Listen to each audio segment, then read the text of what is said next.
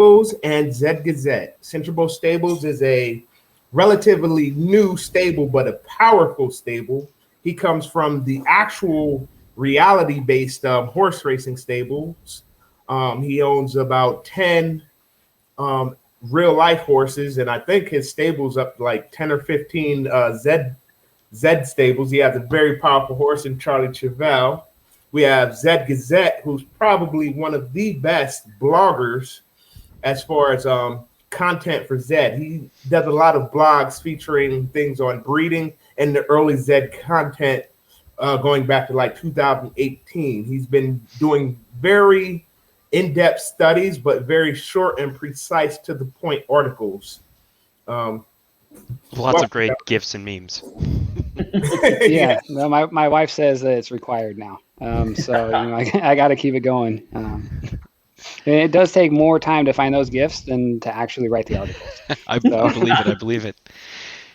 So kind of just to start off, what got you guys into Zed, and who, if anyone, do you look up to within the community? What got you guys into Zed, and who, if anyone, do you look up to within the community? What got you guys into Zed? We're on loop. Yeah, can guys coming through okay? Can you hear me? Yeah, I can hear you, but I can still hear the loop. Sorry about that. That was my fault. I opened the Twitch page to start sharing the link. So yeah, what got you guys into Zed, and who, if anyone, do you look up to within the community? Yeah, both of you. Go ahead. Either one start. It looks like it's you, ZG. Yeah, the Sydney lockdown strikes again, right? So what got me into Zed is like I've been a crypto investor for quite some time now. Started off with the Silk Road and just kind of, I'm a traditional cryptocurrency investor. Like looking at white papers and light papers is kind of a hobby for me. I didn't talk to a lot of people about it. Just kind of did it on my own time and bugged my wife at dinner. I'm like, hey, look at all this. It's great, right? And then I started looking into NFT projects again when I saw point of stake blockchains really starting to come to the forefront, because really you can't build games properly on proof of work blockchains because of the gas fees that we all see that when we're participating in this kind of stuff. Like when I started playing Zed.Run in December, we were paying gas fees every time we entered a race.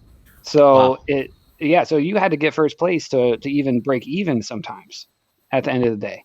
So I just started coming into the Zed space because of NFTs and the proof of stake blockchains, and started looking at who was behind Zed, right? Like who are these people? And then you see that Chris Ebling he's the guy that made, Lego Batman, the Lego movies.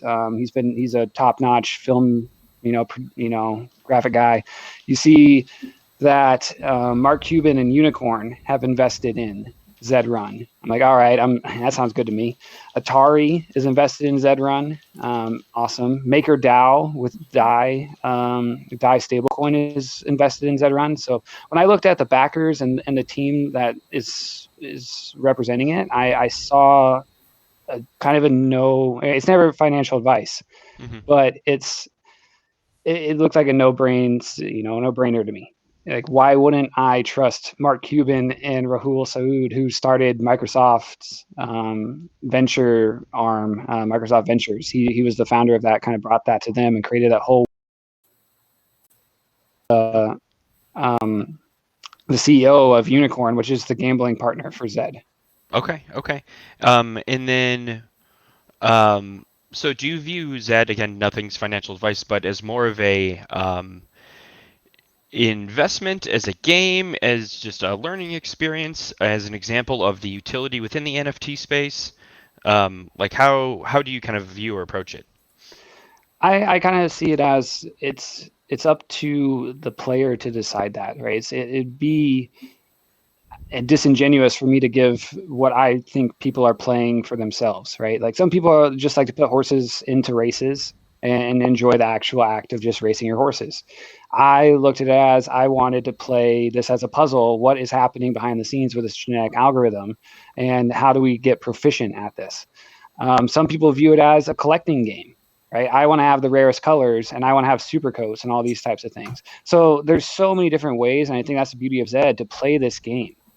And it's in just to add extra utility to it is like we're at the forefront of the metaverse, and Zed's kind of leading that path. So we're not only playing the most utility driven NFT project in the crypto space, we're also participating in a company from Virtually Human Studios, right? They say they're an entertainment company. So if we're participating in that path as well as Zed, we're entering the metaverse on the same tier that they're trying to bring it. Love it, love it. Syntribos, kind of circling back to you.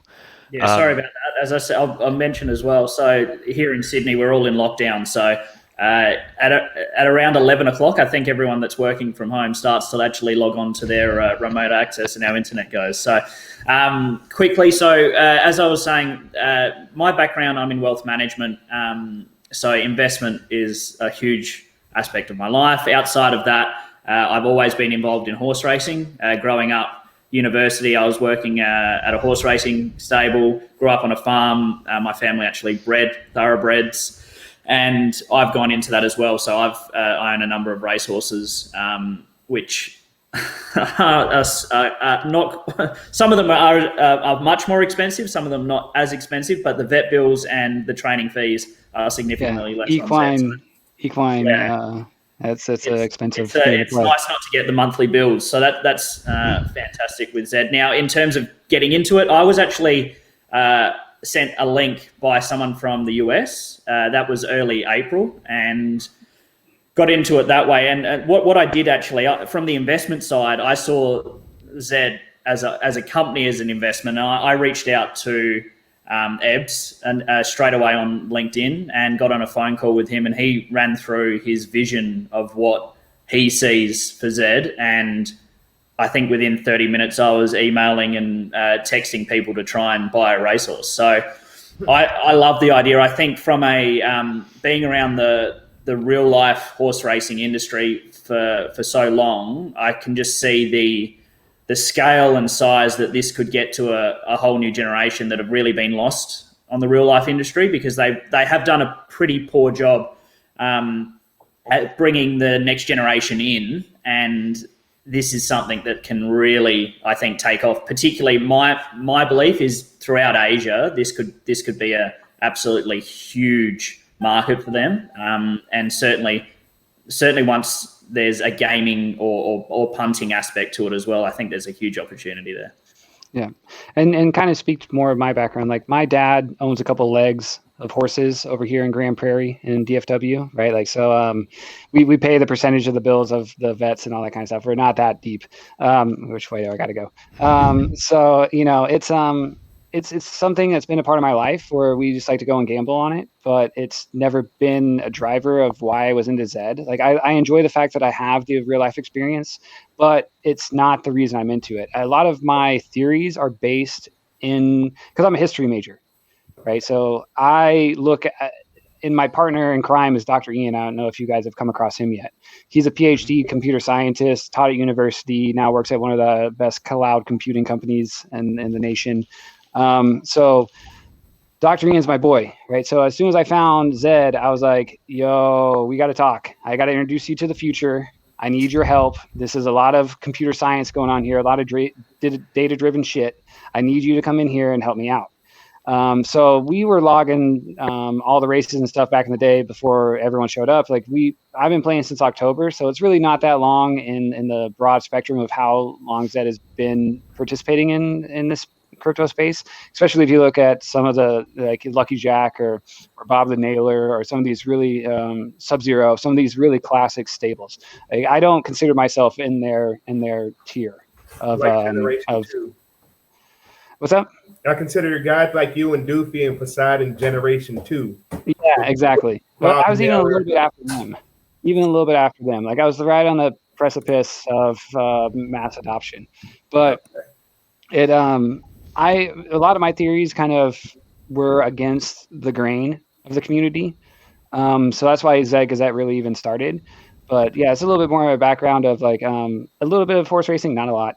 A lot of history, and then computer science, Dr. Ian, right? Like, if you guys want to do a chat with him one day, he would be happy to become on too and kind of explain, just because there's so much of the theory that we do that I go and I look at traditional horse raising, and like third cousins are important for inbreeding, because then you actually can focus DNA into a centrifuge, right? Kind of moment, not centrifuge, funnel. Yeah, that's funnel. That's a better word.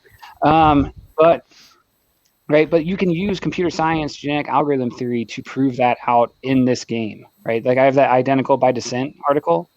It's just a theory. Like there's no way that it could be right or wrong. Like, we're never going to know.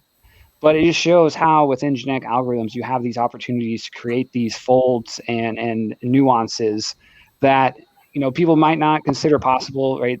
The whole reason that genetic algorithms are a thing is to solve complex problems. Right? If you look up what a genetic algorithm is, that's the definition. It solves complex problems. Yeah. And breeding better horses is a complex problem. Mm-hmm. Incredibly. Mm-hmm. Very, very interesting. So like both of you kind of have some experience in the horse racing world. We'll start with you, Syntribos. But definitely ZG, want to get your take on this too, because I feel like you're trying to apply especially in your breeding articles, a lot of like real world aspects to things. So like from what both of you have learned in real life, what parallels are you seeing in Zed.Run, if any, whether that be tied to racing, breeding, things like that? Yeah, so unfortunately, a lot of the reasons that I go out and buy a horse is on type. So something that I've learnt growing up is how to actually look at a young horse and try and decide from there the athletic ability. And that's a lot of what I've done. I mean, certainly bloodline is a part of that, but obviously I can't look at a horse in Zed.Run and tell you whether it's going to be fast or not. So that's something that I've had to, it'd be nice, but it's something that I've had to sort of focus now more on bloodlines.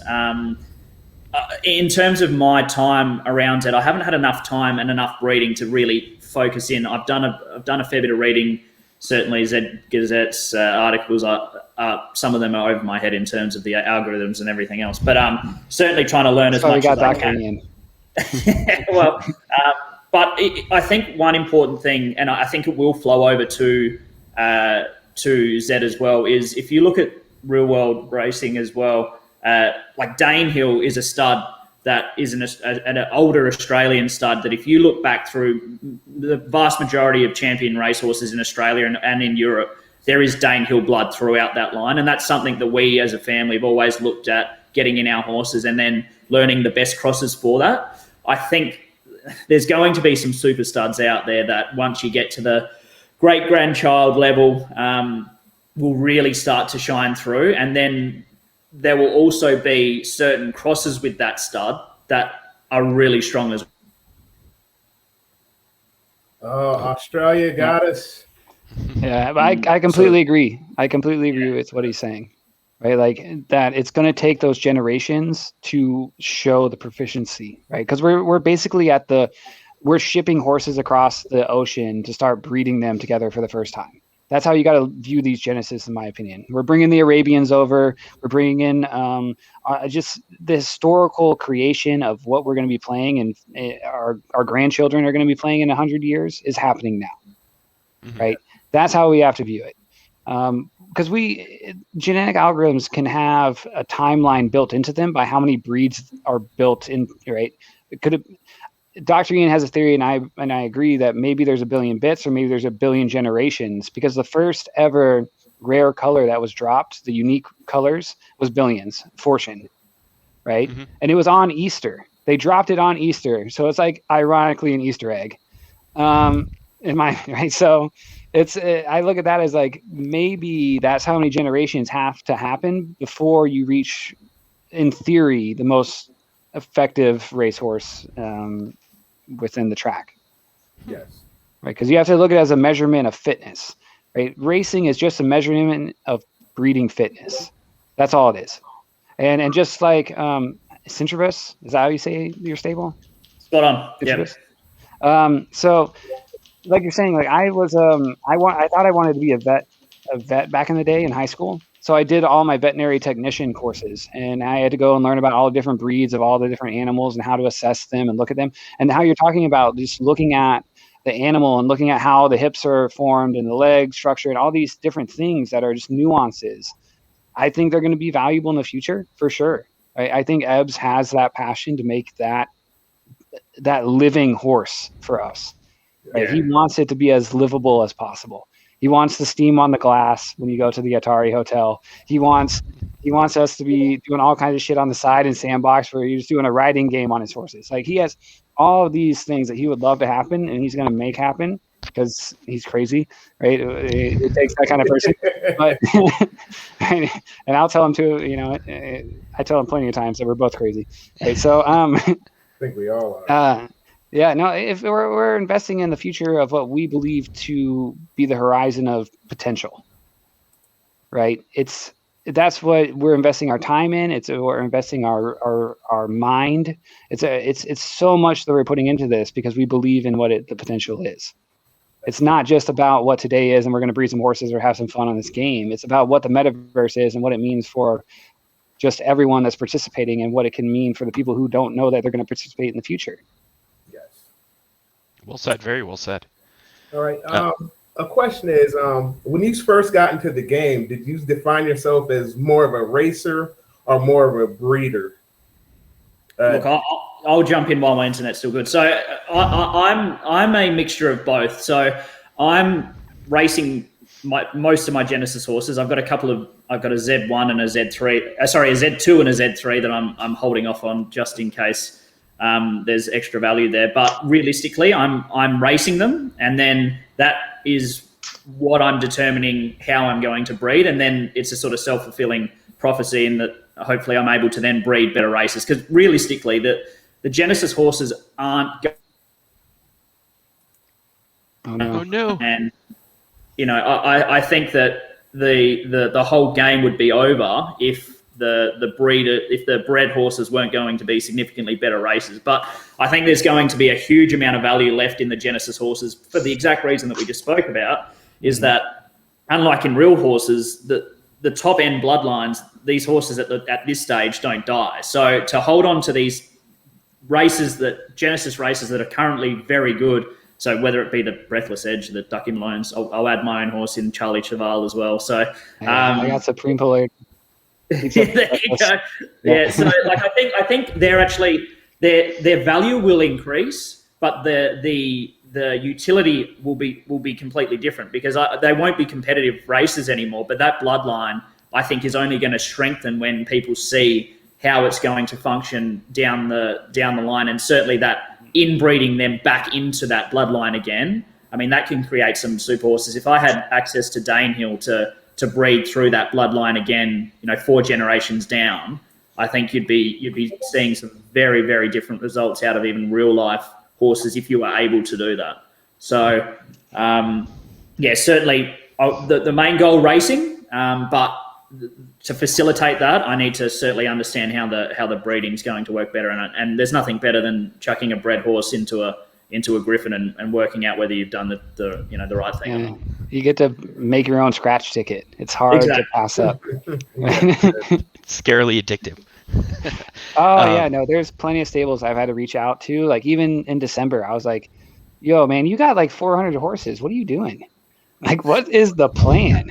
Like, I understand like the game's going to take off eventually, but by the time like in my mind, I thought we had like at least a year, maybe 6 months, maybe 2 years, right? That was kind of like, but I thought a year before the game took off when I showed up in November, right? I showed up right at the end of October, beginning of November. I was like, look, but the way that the evolution of blockchain technology is going with proof of work and stake, the transition, we got about a year. And I think the Zed team has acknowledged that they felt the same way, in multiple streams where they thought they had enough time to figure out this game without all of us breaking it before they had to bring in some venture capitalists that are a little bit bigger, right? I'm sure there's huge negotiations going on behind the scenes, especially after the Stella Artois partnership, right? Because it's really not about Stella. I did the article on InBev, right? InBev, if you look at their Q1 report, they five times their online sales in Q1 of this year. Wow. and they're developing a new app that's going to be like alcohol on demand. Basically, they have one now for merchandisers only. And I guess a merchandiser is not the right word, but wholesale right now. But when it's going to just like individual users, what they're going to do next, and like I've told Ebbs already, I was like, and the team, I'm like, why can't, if we're in the metaverse and we're hanging out at the bar at the racetrack, why can't I buy you a beer and Drizzly delivers it to your house? Syntribos. Yeah, it's a bullshit app we have here that sends alcohol to your house, so you can be an alcoholic from home. It's not legal in every state, though. Yeah, I don't think. See, it's all about that freedom. But yeah, so those kind of partnerships are really what are going to drive Zed to the next level. And now that they have that, I imagine that they can attract venture capitalists from the real life horse racing quality of investors. Right, like it could be crazy really quick. Yes, it can. We do have a question on the stream. I'll show it. It's asking, is bad NACA blood better than good Buterin blood? Look, I'll answer quickly on what I've seen. The Zed.Run that I bred with was very average on the 2 horses that I've just received, and these 2 horses are very good. So I think that Zed.Run blood is only going to get more and more valuable. I mean, there's a limit of 1,000 of them. I see that having that bloodline, and again, but that doesn't mean the barrier to entry is at a Zed.Run level, because by buying a legendary Z2, Z4, you're still getting that bloodline. And I think that certainly having that NACA blood in there is important, whether a purebred NACA or if you keep it within those sort of 4 bloodlines and keep it pure, I don't know. But certainly I think NACA blood is worth its weight in gold. Yes. Go ahead. When it comes to Nakamotos and Buterins, when you're comparing like what is a good Buterin versus a bad Nakamoto, it's like apples and oranges, right? Because the mutation rate associated with each bloodline is so different that the offspring of Buterins are most likely going to be like their parents. And Nakamotos, especially at the Genesis level, probably not. Right? That's why Breathless Edge has a whole bunch of dog shit horses out there. Right? Like he's just like it's why I've been trying to make it a verb, like breathless edging all over the place. Producing a whole bunch of shit horses. And breathless edging, that's awesome. So don't want to go breathless edging. But I think Buterins that have good blood are more likely to be like their parents, just because you have 28,000 Buterins, right? That's a lot of Buterins compared to only 2,000 and 8,000? 9, right? So like when it comes to those numbers, that's huge. Yes. So the amount of mutation required to make Nakamoto's work, where you reach all the 1s and 0s within the complexity of the DNA, it takes a lot of it. So when I look at Vector Shine, great stud for, he's with Good Boy Racing. Amazing Buterin. I would pay a premium for that because I have Pretext Dream for my buddy. I said, send that over. You're not playing that much. Give it to me. That's a free course. I'll pay for the studs. But I assume when they breed together that the offspring will be good because it was 2 good parents. With Nakamoto's, that's not guaranteed. Like I have Supreme Polarity. It's a top 5, top 10 horse in the game, right? When you're looking at just generic odds on Genesis, it flips odds with Breathless Edge, right? And I bred it with Grandeur, and I got a 45er, hot 45er. It's not even just like in Griffin. It's like we're bumping 45 every race. So you can take some of the best horses and just get dog shit on Nakamoto Genesis. But it's more about what Syntribos was saying about. It's about the longevity. It's 4 generations down. It's about the history of horse racing and how this has been built to mimic that. It's about how Z20, Z30, Z50 Nakamotos are going to be the best horses that we've ever seen in a few years. So with that, you breed 2 great horses on paper. come together, you get a 45. Do you then, is your mindset like, oh no, I should dump this, or am I keeping it because of the blood down the line to that point? I'm not dumping Because- it. I know what I got pissed off because we did that before we came up with the twin theory. Because Dr. Ian's a computer scientist, and he said, look, it has to be twins because it's a coin flip. In computer science, it makes sense to have it this way just for computational reasons. Mhm. And so it would be like an A and a B side of a coin, and then you have mutation prime, mutation subprime on the actual horse. And we didn't breed the second one. So I have this 45 bomber. So I imagine what the other one is all the fucking time. I'm like, oh my God. Right? Whatever that other horse was on the other side of that coin was a beast. And I didn't tap it. I've got an example of that, actually. I've got I actually did a stable deal with a stable called Three Rivers Racing that has a mare, 0 demerits, which is a reasonable horse, 15% win rate. And I had Sun. Give me a second. You Hey, cut out yeah, when go you back. said you had son. Am I back? Yeah. Yeah, you're back. Cut out when you said, and I had son. Yeah, so I had Sun deck. Now, what happened was he's quite new to the whole OpenSea selling, and we wanted to sell it so I could buy it off of him. And anyway, it ended up getting sniped, and it was a 40-1 horse, right? Yeah. However, we've done it again this month, and I got this progeny, and it's pulling 8-1. So it's a full relation to this other horse, but as as was just said, that it was two sides of the coin, that this horse is actually going to be a racer, and hopefully the breeding aspect may be exactly the same. They may have, because they have the same bloodline, the value in breeding is probably very similar, but certainly one is absolute glue for racing. I haven't and one told people that yet. Well, yeah, so one's a racer and one's certainly not. So I think that proves that theory that, certainly twins, Broodmares, man. I hate to think what that other horse is on yours, though.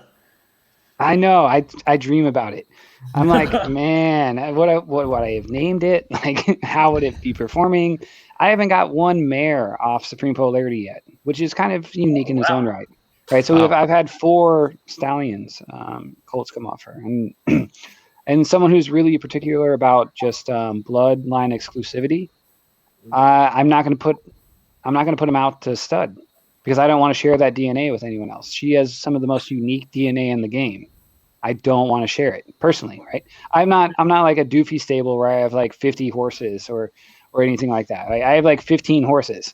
Yeah. So I got really lucky to have Supreme Polarity. So I have to protect that DNA differently than other people do, Certainly an aspect of the game as a smaller stable, Yeah. But Dr. Ian's got a dumb stable. Because I told him for months, he was being dumb. Like, you can't stop buying horses. Stop it. You need to stop. And every time I looked at his stable, he had another horse in there, another horse, another horse, another horse. And the next thing I know, he has 100 horses. But we have some of the best offspring in the game. We have 5 offspring from Super Spirit. He has like 7 offspring from Breathless Edge. We have like 4 offspring from No Way and Dazzle, right? All these different, we've created, what we call it was basically at the end of There Will Be Blood, right? They come down the stairs and like, okay, we're willing to sell the land. And he goes, no, I don't need the land. I own everything underneath, right? My straw reaches everywhere at this point. So basically what we did is we went around and bought all the legendary horses of the great horses. Mostly Dr. Ian. I told him to stop a long time ago because I thought, like, we got time, right? Like, we got time. And no, time's over. What was the Zed.Run when you first started to buy it? $1,400. Oh, wow. Supreme Polarity cost me $750. Wow. And I've turned down $100,000 a few times. That's insane. Wow.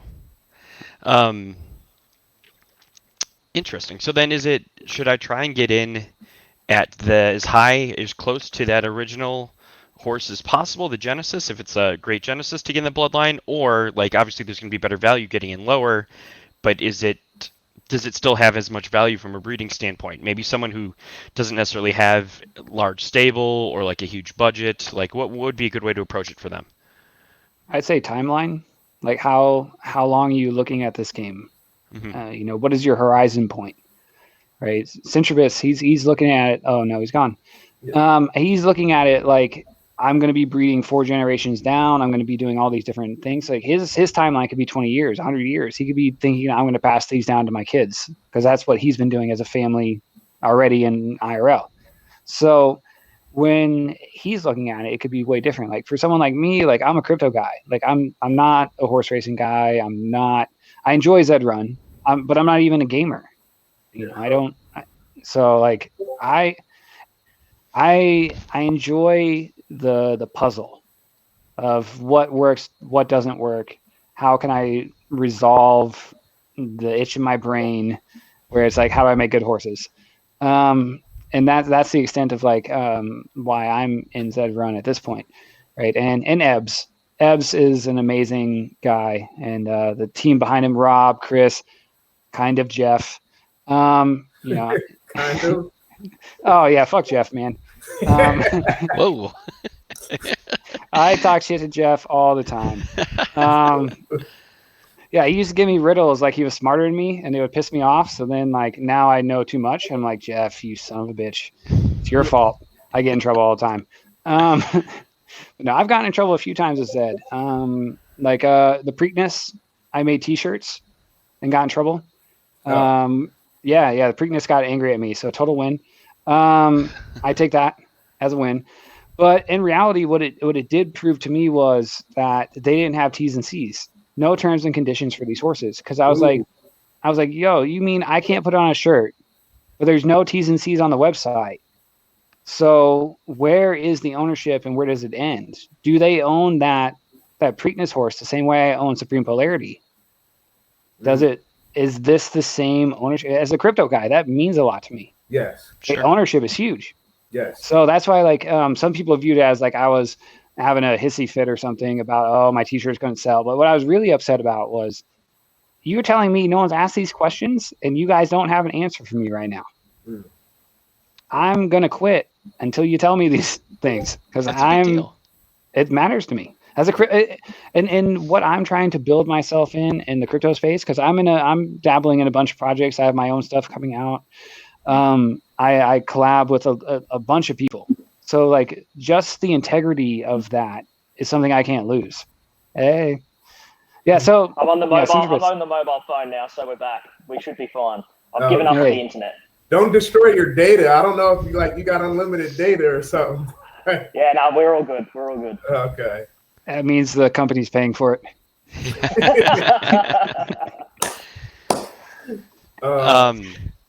So yeah, any other kind of thoughts or insights on breeding that we haven't touched on that you want to go over? Anything that's like, hey, I think I'm onto something here, or anything that you would recommend to newer players? Well, I have a theory, and I'd like to shoot it by you two guys. And so I got a couple theories. This is one of the actual breeding theories. We know Nakamoto's have the highest mutations, right? I think I read in one of your articles, as a matter of fact, that it's something like they have access to 95 to 100% of all of the entire horse genome. Yeah, well, that's my theory. My theory on it. Okay. Right? Yeah. They have access to the full genome. And so when they're breeding, they mutate more often than Buterins or Finnies or Zabos. And so they probably mutate the same as the Zabos because it's the same population size. Same amount. All right. And so my theory is breeding Buterins to Nakamotos, even if you have a donkey Buterin and a donkey Nakamoto, because there's a high mutation factor, you could end up with a stud racer, because it's the mutation for the Nakamoto mutates so much. Even if it's a donkey on both sides, it could possibly produce something great because of those mutations. And then because it's now a Buterin down the line, it's going to keep carrying that winning Gene. Yep. Syntribos, you take this one. You've before you cut out. Look, I haven't.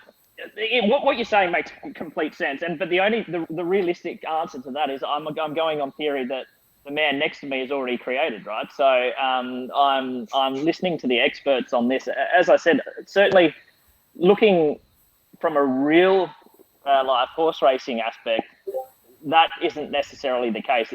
It's you haven't got that level of, there's different mutation types in horses and everything else. It's you look at really. I've always taken the opinion that the mare is more important in terms of the breeding in real life, and I think it's reflected. I'm taking the view that that's going to be the case in Zed as well, because some of the best horse trainers, they've always gone after the mares that are producing these great runners, and that's something that I've had a lot of success with as well. Can I jump in just to add on to that? Like, yes. When mares are a huge part of my theory in Zed.Run, and not just because it is traditional, right? There's no right or wrong answer in traditional horse racing about what works, but there's a large percentage of people that view mares as more valuable, even in the rodeo.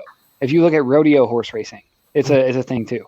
But when I was coming up with my theories originally, before I had dove so deep into GAs and the history of horse racing, I just looked at mares and said, where's the value? So many of them are not as good at racing as their male counterparts. And that's the same thing in real life, right? It's the same thing.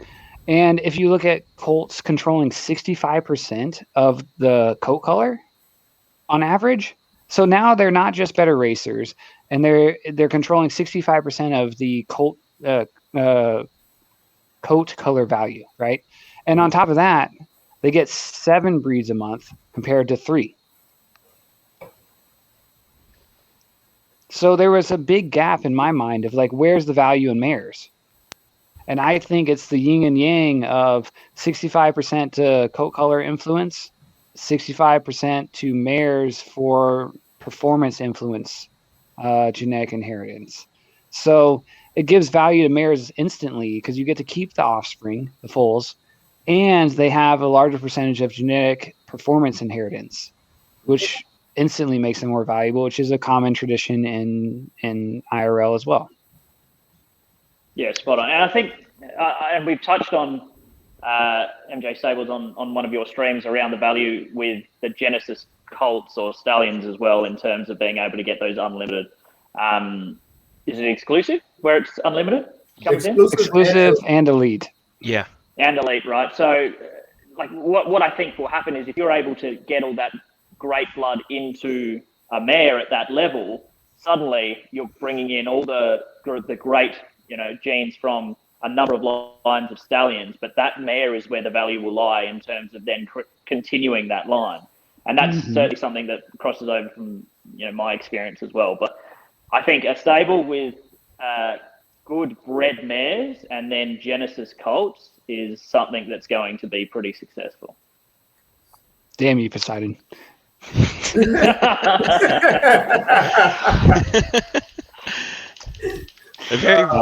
Me and Poseidon go back. We go back, right? Me, Doofy, and Poseidon. Because I started talking about GAs in the general chat when there's 30 of us racing daily and talking shit to each other all the time. But it was a bit of a controversial thing to be look, it's complicated. Right, it is complicated, and people wanted to be hey, this is easy. You just put your horse in a race. I'm yeah, that's the shallow end of the pool.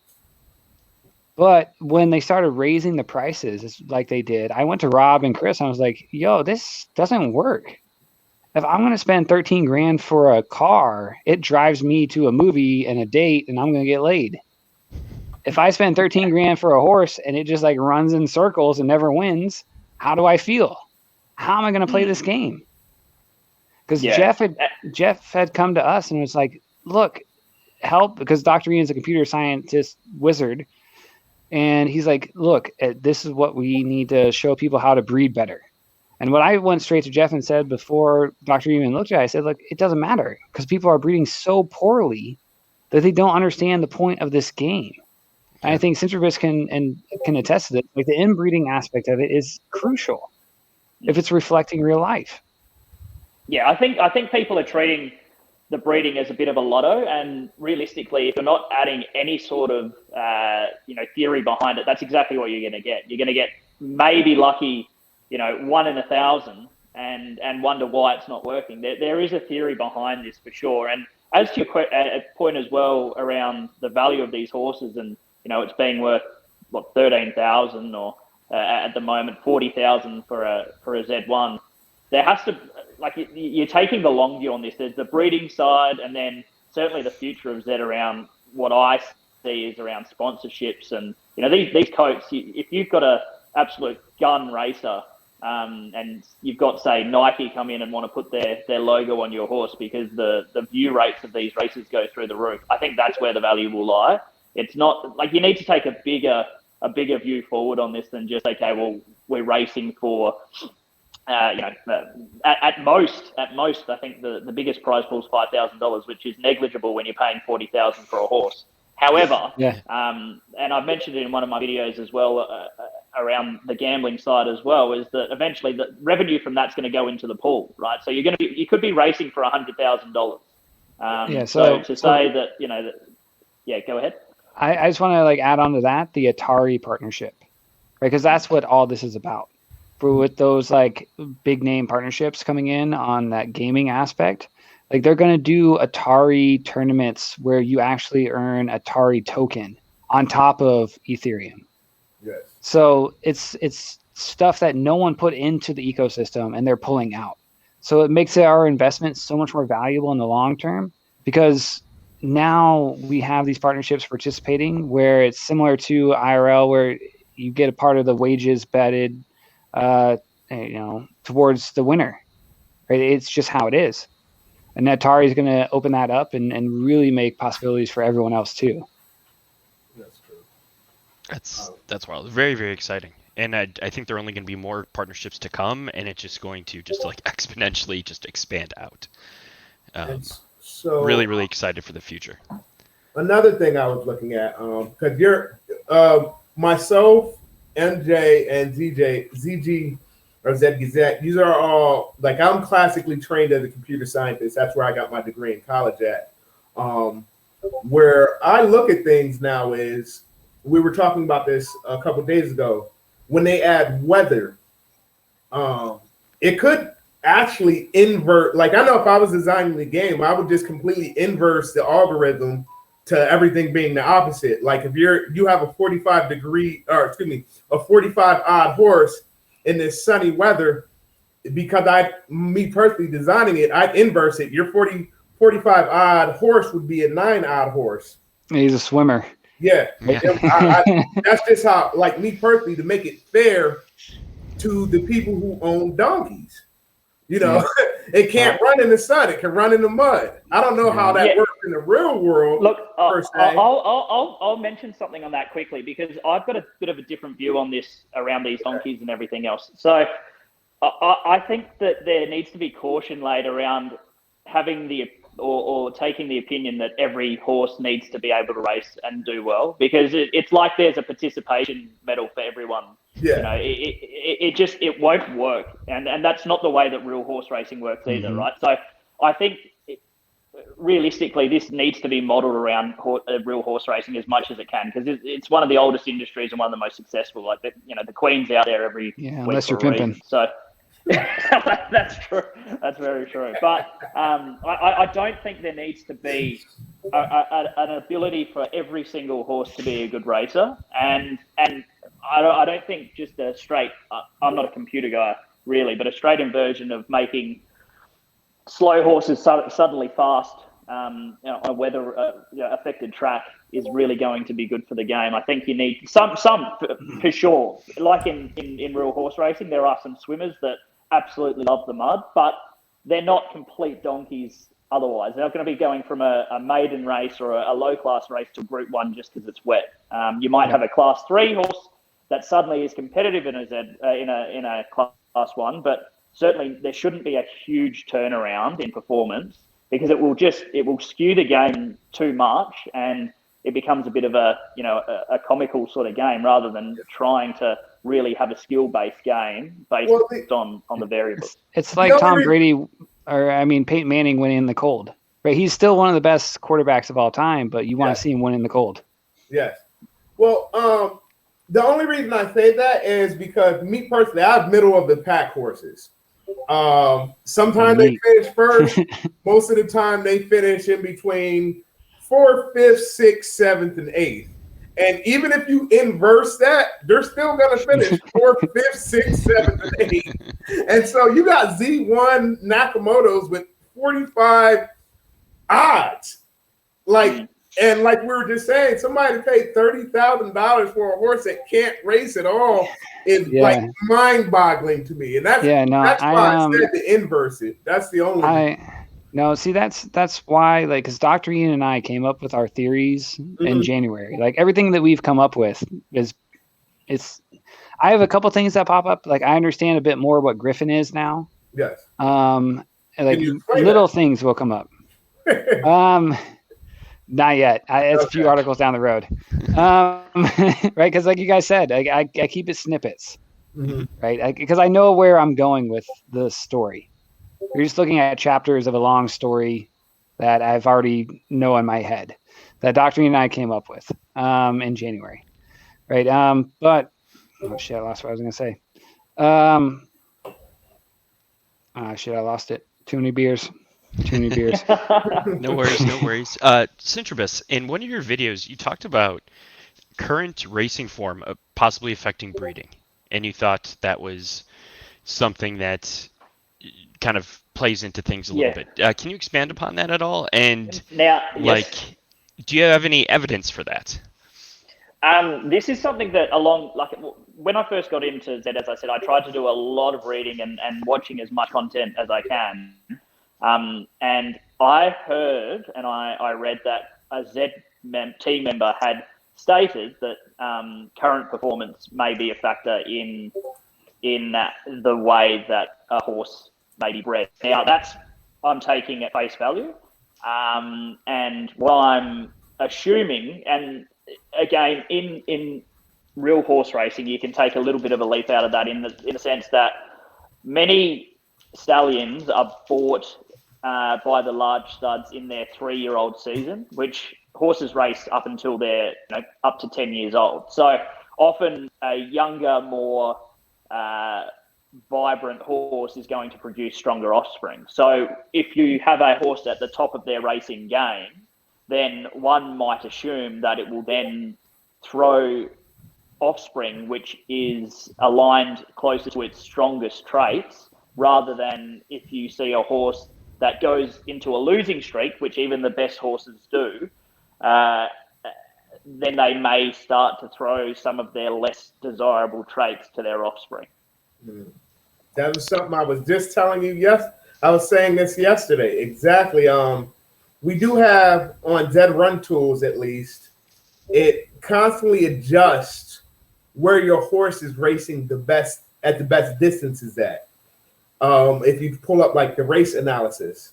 And so I had a theory, this was another breeding theory, that if you align your stud and your mare while they're both running at the same distance at their best odds, I want to see what the offspring would look like at that distance. Like if they're both running 2,000 meters at the moment and that's their best distance, then I'm very curious to see if the offspring would be a 2,000 meter horse. And ZG, you have to unmute yourself because you muted yourself. Hey, I want you guys to hear me pee. So when it comes to that, I've actually done some tests. I did so a little preface to it is that I'm not a big believer in cross bloodline breeding right now. Okay. Just looking at it from the scientific, method, you need to keep as many variables controlled as you can. And there's no way to know what variables are shifting when you're going across bloodlines. It's much more controlled if you're staying within bloodline. I'm not saying that I don't think that cross bloodlines will work. I just don't see it as an evaluation tool as effective as keeping in bloodline at this point. But when I did run my test, it was two 2,200 meter horses, preferential distance, and one came out what I call a P3, where they kind of finished with like first and third kind of equal, and then there's the second place that's way too often, right? It's profitable though. It's profitable, but it's just I'm just looking at profiles of finishing horses, right? Like what are they doing when they're proficient, and what can we use that to leverage in the GA of breeding by their finishing profiles, as Syntribos was saying earlier. But one horse came out 2,200 meter profile 3, so it was getting a ton of second places, stayed the same distance preference, but the one that shifted to 1,600 was a profile 1 U-shaped horse, just knocking out 1,600 like it was its job. Right? And the parents were 1,600, did you say? No, 22. 22. Okay. Interesting. And they were twins. Pop. And they were both just good at one specific distance? Yeah. So that might confirm the theory I just said. I don't know. Mm-hmm. Have to do more tests. Hey, cross bloodline, we got to do a lot of tests. Yeah. Right? We're so early. Right? There's nothing that we know at this point. There's just a whole bunch of theory about what could be. Yeah, I was told I come up with a new breeding theory every 2 days. So. Hey, that's me and Dr. Ian in December. Right? Just sitting around drinking beer, smoking blunts. Like, what do we do? I don't know. We're terrible at this. And I love and I really appreciate, ZG, how you're very upfront and very transparent that everything is a theory and it's just a thought and you're looking into it and it's not set in stone. I really, really appreciate that. Yeah. I don't know anything at this point, right? We don't have enough data to know. When we have enough data, we'll know what we know. But at this point, we don't know shit. Yeah. But it's good in the community that we've got people that are actually looking at this, because I can tell you in real horse racing, it is one of the most secretive industries that you will come across. So to have someone like ZG coming out and at least telling us what possible theories are out there, I think it's very good for the overall community, because to try and find your way in this game alone is going to be very difficult, because one, stables aren't going to have the sample size. I think people underestimate the level, the size of the sample required to try and test some of these theories, because you could do I think a horse could have 10, 15 offspring, and you really have not scraped the bottom of the barrel in terms of what you're going to see down the line. Especially Nakamoto's and Szabos. Exactly how early we are in these bloodlines. There's so much still to be learned down those lines, because realistically, have we seen any amazing elite races yet? I don't think we have seen that many, right? There's two of them. It's Main Event and Steph Curry, but because they race up and down the classes. Pinkman's a son of a bitch. They race up and down the classes. Like if they just stayed in their class, they probably would be in class 1. And I don't think they would be U-shaped. I think they would be more like along the lines of the other class 1 racers. But it's more profitable for them to run up and down the classes. Well, that's an interesting point that I think was on one of the questions. I don't know if you were going to ask it, but I want to jump in anyway. Is whether we believe in down classing? It's coming. I don't at all. I think it's. I came up with it. Oh, really? Yeah. Okay. No, because I told him if it's in the parameters of the game, then let's play. Yeah. Oh, without doubt. I certainly think that it's from a an earnings perspective, it is most efficient to be able to do that, without doubt. If that's where you think the value is in the game, in terms of earning as much ETH as you can from a particular horse, then certainly. And I think, is it LBJ Goat? Yeah. That is a perfect example of a horse that is earning so much from purely downclassing and then just absolutely demolishing fields. Like if So, Supreme Polarity but- gets Class 2, I'm loading her up. She's going in Right. everything I can put her in. Because she's one of those Okay. U-shapes, so she can drop down to Class 2. So like as someone who doesn't have a big stable, looking at it from just a pure earnings perspective, I had to play that game. Why not? I don't even think you Well, can get the Charlie question out that of I Class sort of 1 asked- at this point. The question I ask from that though is if you're taking a long-term view and you're looking at whether it be sponsorships or whatever else, are they going to be more inclined to go towards a horse that has a 25% win rate or a horse that has a 10% win rate because it's been downclassed so much? That's a question that I ask myself in real life. I agree. Something that Like I've been taking into me. it's a consideration to take in, but like Supreme Polarity's retired at this point. Yeah. Right? She's done. Right? There's Yeah. no way that she can compete with the bred horses that are wrecking shop right now. Like why she was the best Genesis. So like I wrote an article, I don't know, like 2 months ago, where it was to hold or not to hold, because there could be a negative Right. return on holding. Right? Because like, would Breathless Edge look like Breathless Edge in 2 years?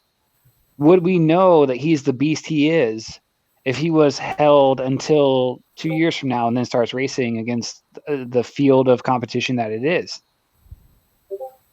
We wouldn't know. Yeah, look, in my opinion. I read that and read that particular article and threw 2 of my Z4s in racing immediately after, because I think it's a very good point that we all agree that the bred horses are going to be the best races going forward, right? So you're essentially going from a pool of what are going to be the best breeders to going into a pool against the best runners. It's like going into a 100-meter race against Usain Bolt and then comparing yourself. It's not going to end well, right? I'm not from Athens, right? That's right. So you either need to take, but that's not to say that there's not value in these unraced horses. I don't think. I think it allows you to still have that lottery ticket effect in your breeding, which some people are looking for. So I think I will certainly still keep a couple of horses unraced, irrespective of what I've just said, but they will forever be unraced because it's only going to get worse as we go forward. Yeah, it is what it is, as some people say, right? Correct. Right, eventually, there's not going to be. Ebb says that there's going to be Genesis only races, but at what point will people still be racing their Genesis that you will find those races? So even though there's the option for it, who will be participating at the level that it makes it profitable to show the value of your horse? You're probably going to be racing ancestrously against the same horses over and over again. Yeah. Which we were doing for the past 2 months, right? Shit, I've been doing it for 8. So speaking with kind of racing, like how do you guys view like race selection?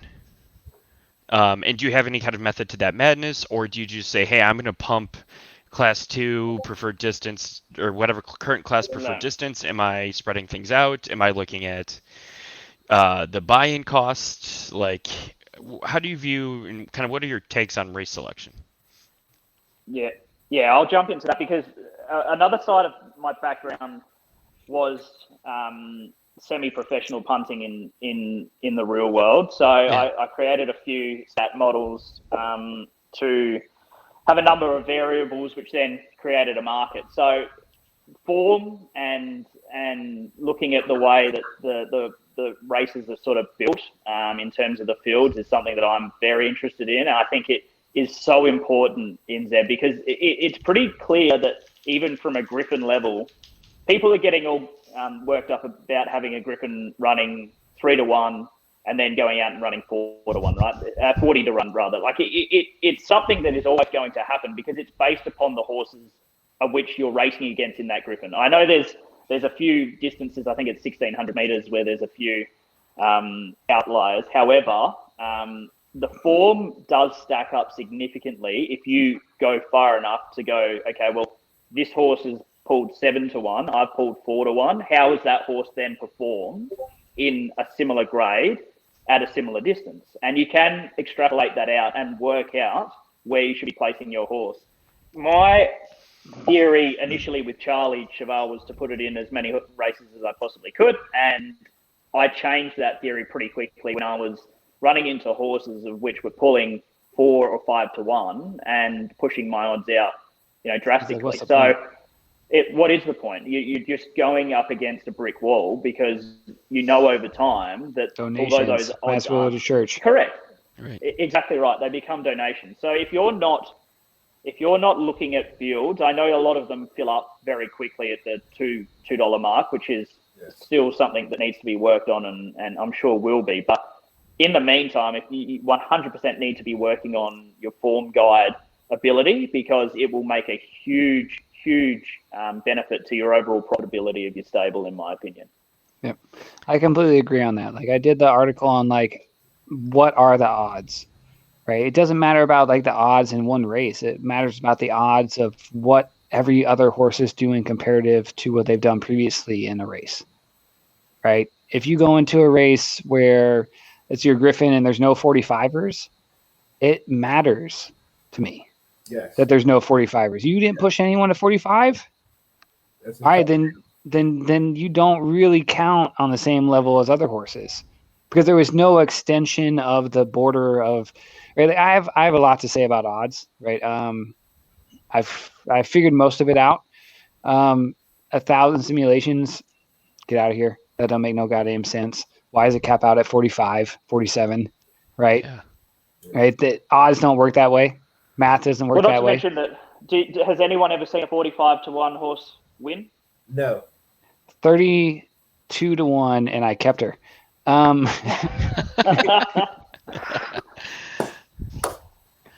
realistically, right? If they were accurate, they should be like you've got horses that run 1,000 times and yeah, but I think it's more reflective of real life, right? Like there's 45 to 1 never wins really. In real life, it never wins. Mm-hmm. Like I have an article posted in my Gazette Discord where it talks about like what are the odds of horses that are over 35 to 1 in real life, and they really never win.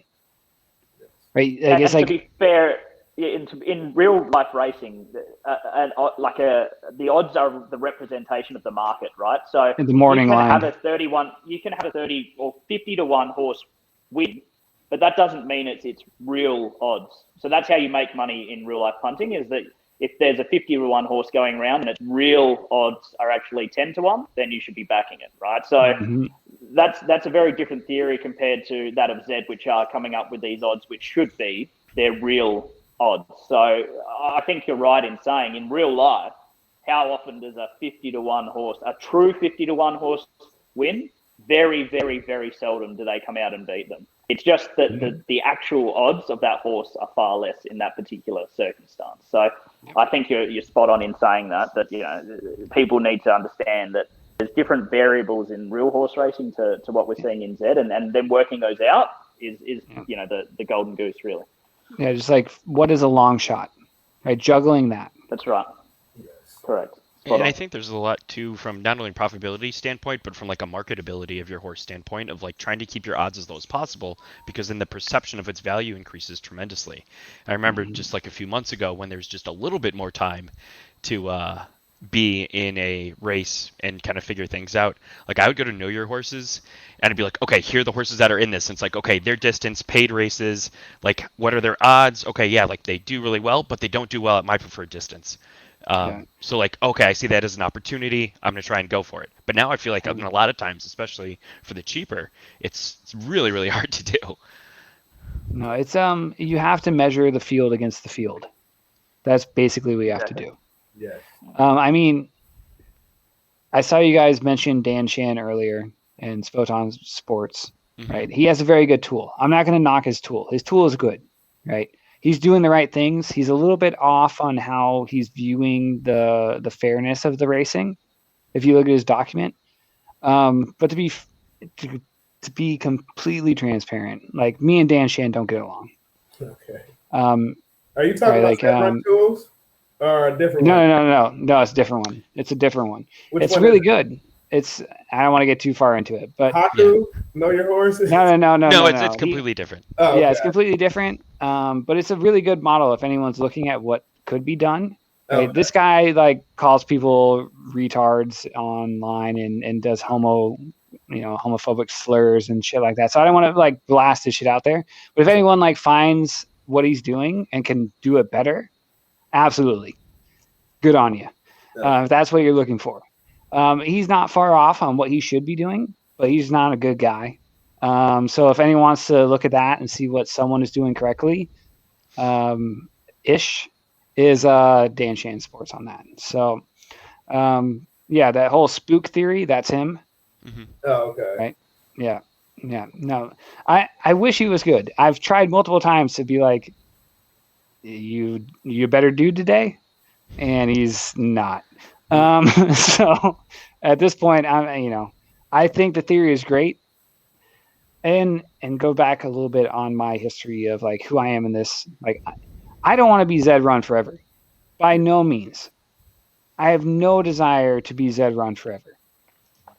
I like Gazette. My biggest goal, going back to horses being really expensive, and I went to the devs and said like, I can drive a car and go get laid, is because like if people buy these horses and they have no plan, what do they do? Like Syntribos knows like there's 4 generations, there's inbreeding, there's the mares, all these things. But like the general users of NFTs that are spending $35,000 on a Z1 now don't know what they're going to do with it when it's a bad racer, when it's pulling 45 odds. They don't have a clue. Yeah, and which is dangerous, right? Because then you see a broader community suddenly going, well, this is a terrible investment, I'm going to go put it in X or whatever else. Right? I completely agree that as much knowledge needs to be out there to how they can actually benefit from their investment. This isn't a sit there and you go, okay, well, I've got the money, I've put it in, I'm home free. It's just not the way it works, because you need to put the work in. But that's going to, there's 2 sides of that coin. Those that are going to work hard are going to be rewarded for it, but those working hard also need to understand that if they keep it all to themselves, there's not going to be anyone to be buying those horses off of them. So exactly, it's a fine line of building this community, and in my opinion, I've played plenty of games and everything before, but this is the first community that I've tried to really get involved in, because I think that as much as we're backing the developers and the owners of this business, it will be made and lost on the back of the people within the community, because if it's as toxic as what it can be in general Discord, then we're going to have a few problems. So Twitter is, a huge, I'm so glad that I got onto Twitter and started talking to everyone there, because it's a really good side of the every community. crypto guy and no one else ever. Big shout out to, for me, it's a big shout out to Poseidon and his Facebook group. I don't know if people are watching. It's a great place. It's not filled with toxicity. Everybody, if you post a question, people they'll try to answer it. I'm on there a lot. Like I answer questions. I'm more practical because I'm not rich, and so I try to give people like, well, if you got a short-term goal or a long-term goal. If you got a short-term goal, sell that shit and get to eat. If you got a long-term goal, then hold on to it and figure out where you want to go, and what you want to do in the game. But if you're just like you paid $120 and somebody's gonna offer you 3 ETH and you're only here for some short-term money, take the 3 ETH. It's no question. It's $6,000 for $120. Don't even. And it shouldn't be. Yeah, I agree with that. And it shouldn't be. I think there's a bit of a stigma that can be out there of people taking profits on certain horses and everything. There shouldn't be. That's what creates the market. It's so frustrating. Yeah, exactly. Yeah, right, like Ebbs was messaging me just about the Bored Apes, because I'm a part of that community too, and he's like, should I take the profit on basically 12 grand? I said, yeah, you should, and take your kids on a vacation and take your wife to like the 5-star hotel in Sydney and just like have some time to yourselves and say it's 8 money. Right? Like it's why not? You spend $500 and you can take 20 grand. Yeah. Like go. Take it and go. Yeah, that runs a little different though, because it's residual. Like you could breed just from a pure business sense. This isn't financial advice like people say. This is business advice at this point.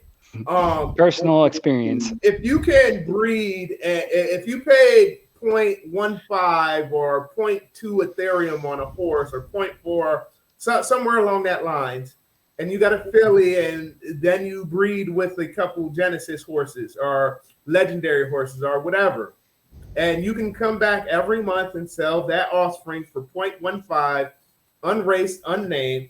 That's a residual income that you get to earn every single month off of your filly. Now, if you have a good stud that people are willing to pay a premium to breed with, you got to figure out how far somebody's going to pay in order to breed with your stud. And then, okay, I'll time out. Go ahead. I can treat. All right, so let's give you a cheat code. Okay. So what I've done with my studs, they're decent. They're not great. Mm-hmm. Is I've given probably 40 horses away now. Oh, wow. Which has created demand for my studs for everyone that has that horse now. So if you have a Genesis horse and you come from Supreme Lines horses, you want to breed with Supreme Line now. Mm-hmm. Because you want to create that inbreeding tree that now you are already participating in for free. Yeah. Mm-hmm. Right. So you can create that drive and that desire by how you market your own stallions so that you can create. Hey, Syntribos is smiling. I'll let him finish it off. Go, Syntribos. Like that is such a key point to it's such a demand, right, for it, is that if you hold the OG horse that you're then providing all these experiences for, it will push those people to then push that price up. It happens in real life as well. It's you buy your first horse from a stallion that has done really well. You are emotionally invested in that, whether you like it or not, to take it back. Horse racing in life and in Zed is an emotional game. You get attached to these things, whether rightly or wrongly, and I love that theory because 100%. What CG was just going through there, I think, is a huge key to create demand for a stallion, and it's a great theory to and it helps the community as well. You're helping yourself and you're helping other people. It's a win-win. 100%. Speaking on that emotion, like, what would you say for both of you has been your most emotional Zed-related moment? Syntribos, I think I know what your answer is, but Well, look, I'll tell you anyway. So Charlie Chevelle entering into Class 1, $500 buy-in. Odds were, I think, about 11-1, so it wasn't a favourite, but it was against the best horses in the game, and came out and snagged the win. I don't think I'm going to be entering another one and trying my luck. I'm going to leave it as is. But it was 1.3 Ethereum, I think, for the win. And yesterday, myself and my girlfriend went out and bought 2 rather expensive push bikes because we're in lockdown. We're only allowed to go outside to exercise. So it's a clear, where that is, right? Clear example of if you get lucky, then this can truly provide real world income for what we're doing. But certainly, I wish I had have recorded it live, because my girlfriend walked out the bedroom going, "What on earth is going on?" I'm screaming and yelling and throwing things. So it was hugely emotional. Spinning. And great fun. It was great fun. What about you, ZG? That's awesome. I really just enjoy the community, right? Like, honestly and truly, like, giving away those horses, it cost me like $500, which is really, what is it, right? In the big aspect of it.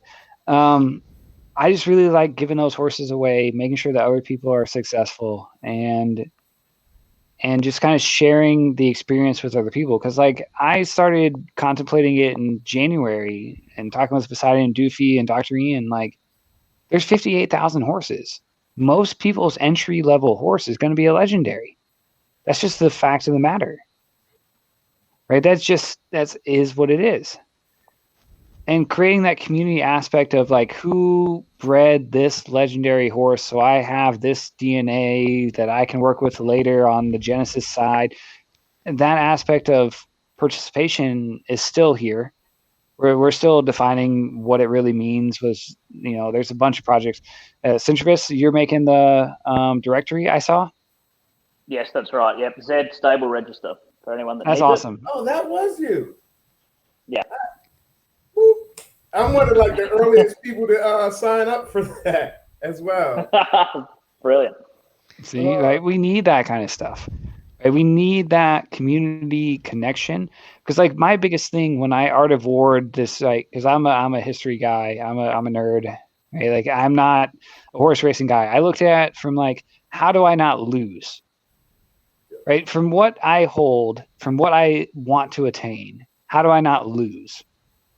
And what I saw was, industry investors coming in and can outprice all of us, because like there's me and there's Dr. Ian, right? Like we're both weird in our own senses, and we did the fucking connect ring and it worked out. We were successful in this. Do your thing. Right? But at the end of the day, like these rich guys can afford 3 of me and 6 of him and 9 of this other guy, because like they have that money. But how do we prevent that from being the determinant of success in this game? So that's why I went to Dr. Ian after I talked to Rob and Chris, because they weren't listening. And I was like, we got to give it away. We have to give everything away. Because if people don't see this as real life, Syntribos sees it as real life. Now he's going to participate. If people don't see an exit for what they're going to do, because I got a shitty horse, what am I going to do? Oh, there's a breeding plan. We can help you. Right? These kind of exits off of the freeway of I spent too much money and I don't like this anymore, were what we wanted to do with Zed.Run or Zed Gazette. Right? It was really about giving an exit and an opportunity for everyone. Because I'm an old school crypto guy, right? Like crypto is supposed to set us free. Yes. Crypto is about ownership of your actual income. It's about the libertarian view of just stay the fuck in your house and don't make sure I have to pay for your dead ass for doing too much heroin. That's basically it, right? Like we have the Amazon drugs. Don't order the wrong shit. Right? Like that's what crypto really started for a lot of the original crypto guys, was just an ownership of freedom. Yeah. So when it comes to these horses, it's really, for me, about making sure that everyone that ever just enjoyed some horses, I don't give a shit. Right? These horses cost me like $20, $750 for Supreme Polarity. I'm already doing good on this. Right? So I want to make sure everyone else is doing good too, because I've already done good on other things. I'm going to do good on things in the future, but I just want to make sure you guys are on the ride with me, right? So if you said earlier, if you want to plug some other things, like I do cryptoletter.live, and I invest in early adoption projects across different blockchains, not just NFT projects, right? I'm a traditional cryptocurrency guy, like I've said.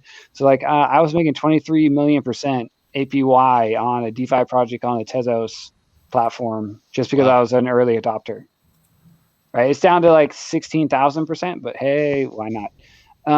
Right? 16,000 ain't bad. So like NFTs are just one fold of what I view in this space, but I support traditionally cryptocurrency projects, right? So like Tezos is something really hot on, and after Polygon's integration into OpenSea, Tezos is next. Right? They already have the partnership. That's something that's coming in. They're EVM compatible, Ethereum virtual machine EVM compatible, so their ERC tokens will be able to go across bridges and actually participate in different ecosystems. Wow. So like you could take your ERC 721 horse, which they've already done, right? Because they took it from Ethereum over to Polygon for our horses. Mm-hmm. We'll be able to do that to go to Wax. We'll be able to do that to go over to Binance. Like those things will be accessible, and that's what the metaverse is for me. It's really, I love how NFTs have opened up the spectrum of the metaverse to like how our minds comprehend it, right? Because like we want to see visuals, we want to understand that visual aspect of it. Like how do I participate in a 3D sense of what I'm doing? But in my mind, I'm thinking of it as like Ethereum as a star. And then here is, where am I at? It's called Binance. So Ethereum as its star has all these ERC20 and ERC721 tokens circling it that survives off its gravity. So Zed survives off the gravity of it. Urine Finance survives off the gravity of it. If there was no Ethereum, there'd be none of these other projects.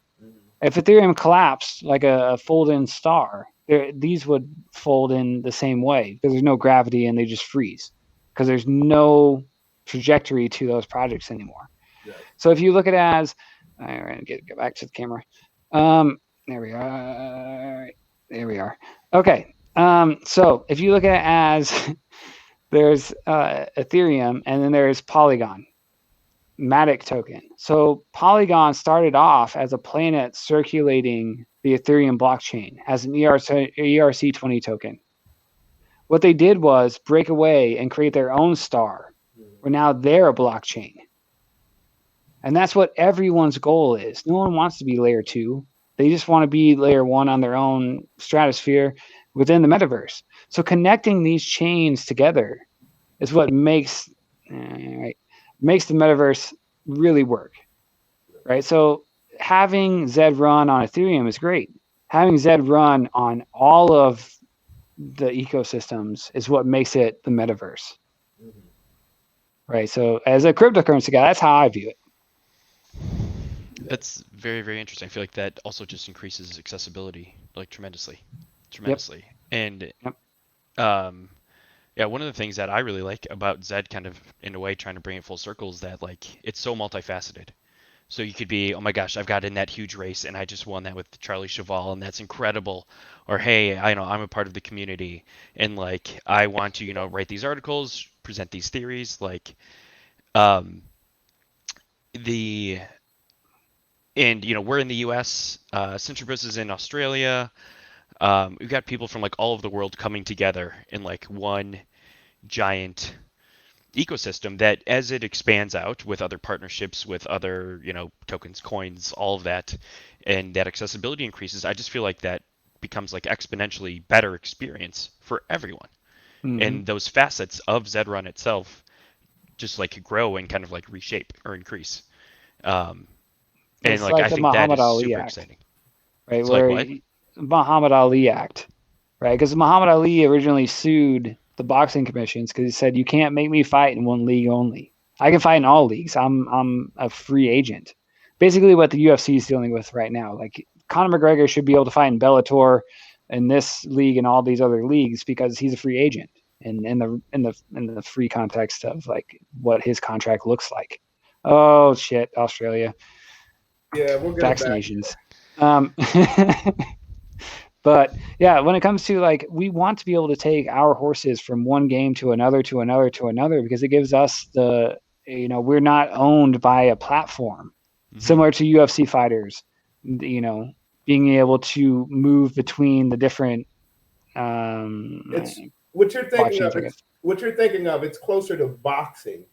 UFC is more of a walled garden, whereas boxing, it's different sanctioning bodies that control the belt.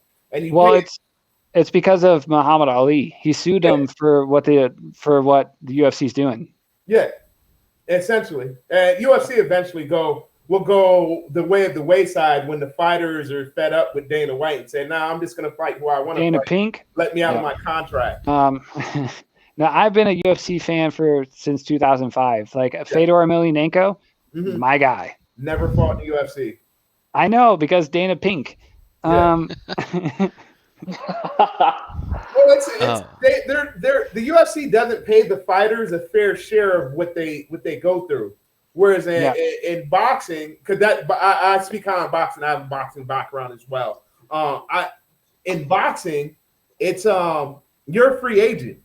You just pay a sanctioning body to rank you, but none of those sanctioning bodies.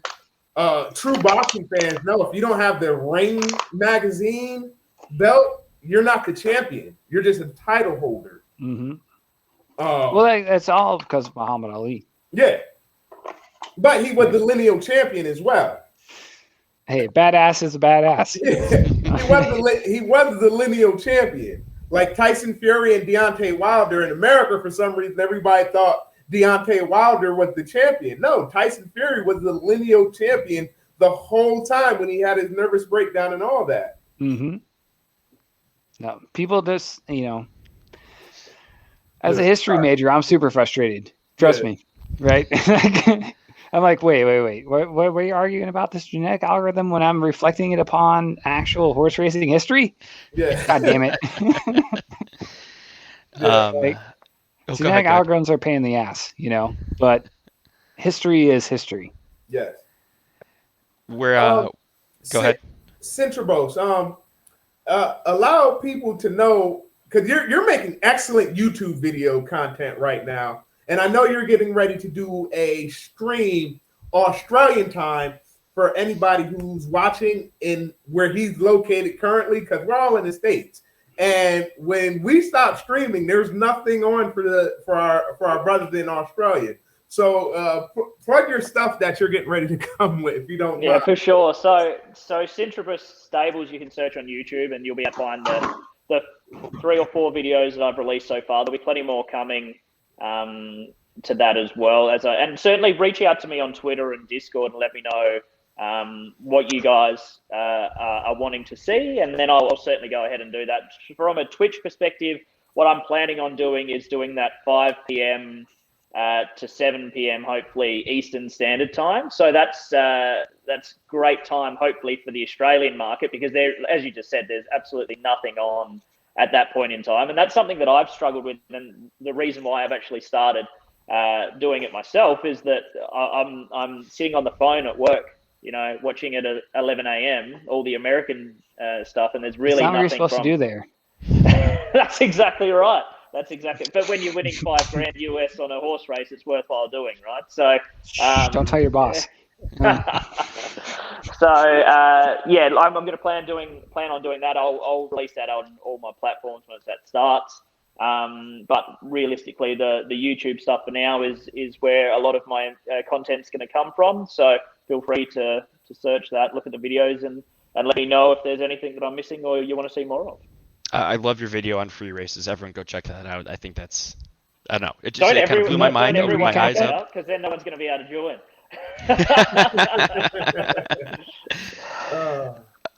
So my final question, and I'm sure we might have some things in chat. Well, sorry, if anybody has any questions in chat, be sure to post them and I'll try to put them in. Go ahead, MJ. Sorry for interrupting. No, you're fine. You're fine. No worries. So this is probably my favorite question to ask is, do you guys have any superstitions when it comes to Zed? Anything you do, like always, hey, I'm always going to go in gate 3, or like, I don't know, like I think to like professional athletes have like a routine or like a superstition, like before, hey, I got to wear my favorite hat. I've got to, be in my chair. I've got to have my beer in hand. Giannis, NBA finals are going on now. Giannis takes forever to take a free throw. No hate on the Bucks. So like, do you guys have anything like that you guys do, just kind of superstitions or just for fun, routines, anything like that? Yeah, look, again, this is, so as a wealth manager and certainly from a punting side on horse racing, I try and take as motion out of it as much as I can, but for whatever reason, gate 5 and 6 for me, I try and get, if I can, that's the 2 gates that I use. I don't even know why. It's just what I think it's in the middle of the screen when you go to click. So from then on, if you look at all my horses on Know Your Horses, they're all gate 5 or 6. And they're not even my favorite numbers. Like my favorite number is 11, so that's what it should be. But you'll see Charlie has the vast majority in gate 5 or 6, and also I like watching them in the middle of the pack, coming back to last and then running through the whole pack and going forward. So that's realistically the only superstition that I have, but it's something that I know doesn't matter, but I do it virtually every race. What about you, ZG? Love that. I love that. I was gate 3 for a while. I don't know why I just always pick gate 3. What about you, ZG? With Supreme Polarity, I got a little bit of that. I like to throw my horses into gate 9. Same thing. Syntribos, I don't know why. I don't know if I'm just like a gate 9 guy. Like my favorite number is 13, so I'm not even like supposed to pick shit. So when it comes to Supreme Polarity, though, I have a small superstition that if I put her in a top lane, she's more likely to be explosive on the back end of a race. I don't know if it's provable. I don't know if it's something, right? It's probably all in my head. As a hockey player, I got all kinds of weird stick taping traditions I got going on, all kinds of weird things. But when it comes to gambling, I like Syntribos said, I'm a blackjack player. So it's all about counting cards and seeing about what my odds are before I know the cards to come out and how much I'm going to play towards those odds. So just like Zed.Run, like I'm not a gamer. I'm really not a horse guy. I'm a puzzle guy. So if I can find out a puzzle to be more successful, then that's the game I'm going to play. In addition to what ZG just said there in terms of the actual graphical depiction of the horse race, something that I would love to see is that actually matter.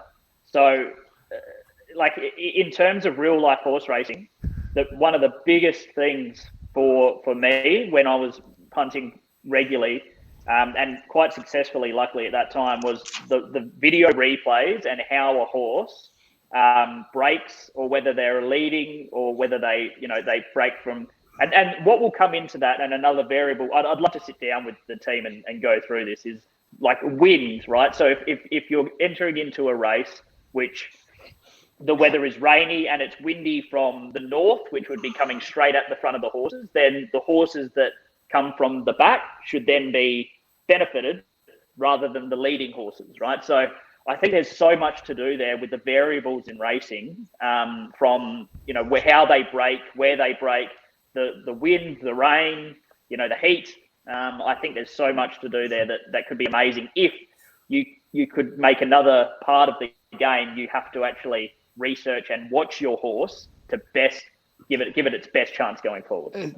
They want to do that, right? They want to bring so if you guys, I don't know how familiar you guys are with like blockchain technology, but oracles are real implementations of real life circumstances to the blockchain. So it'd be like in Kuching, is it raining? Then you could add it to it because the oracle is in Kuching and it knows that it's raining, and they can add it immediately to the blockchain through those oracles, right? So it's provably a part of the game.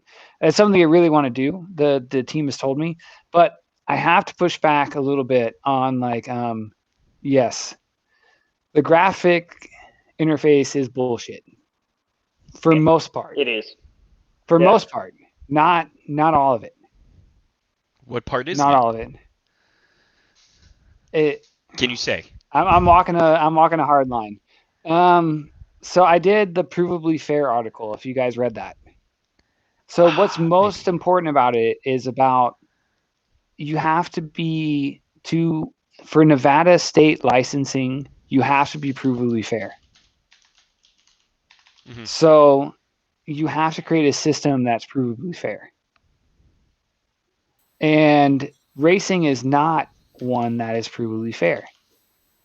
There are certain games that are provably fair. Right? I'm walking the line. But so in my opinion, I drew this out for us now. Let's see. All right. Hold on. I'm just going to... I think...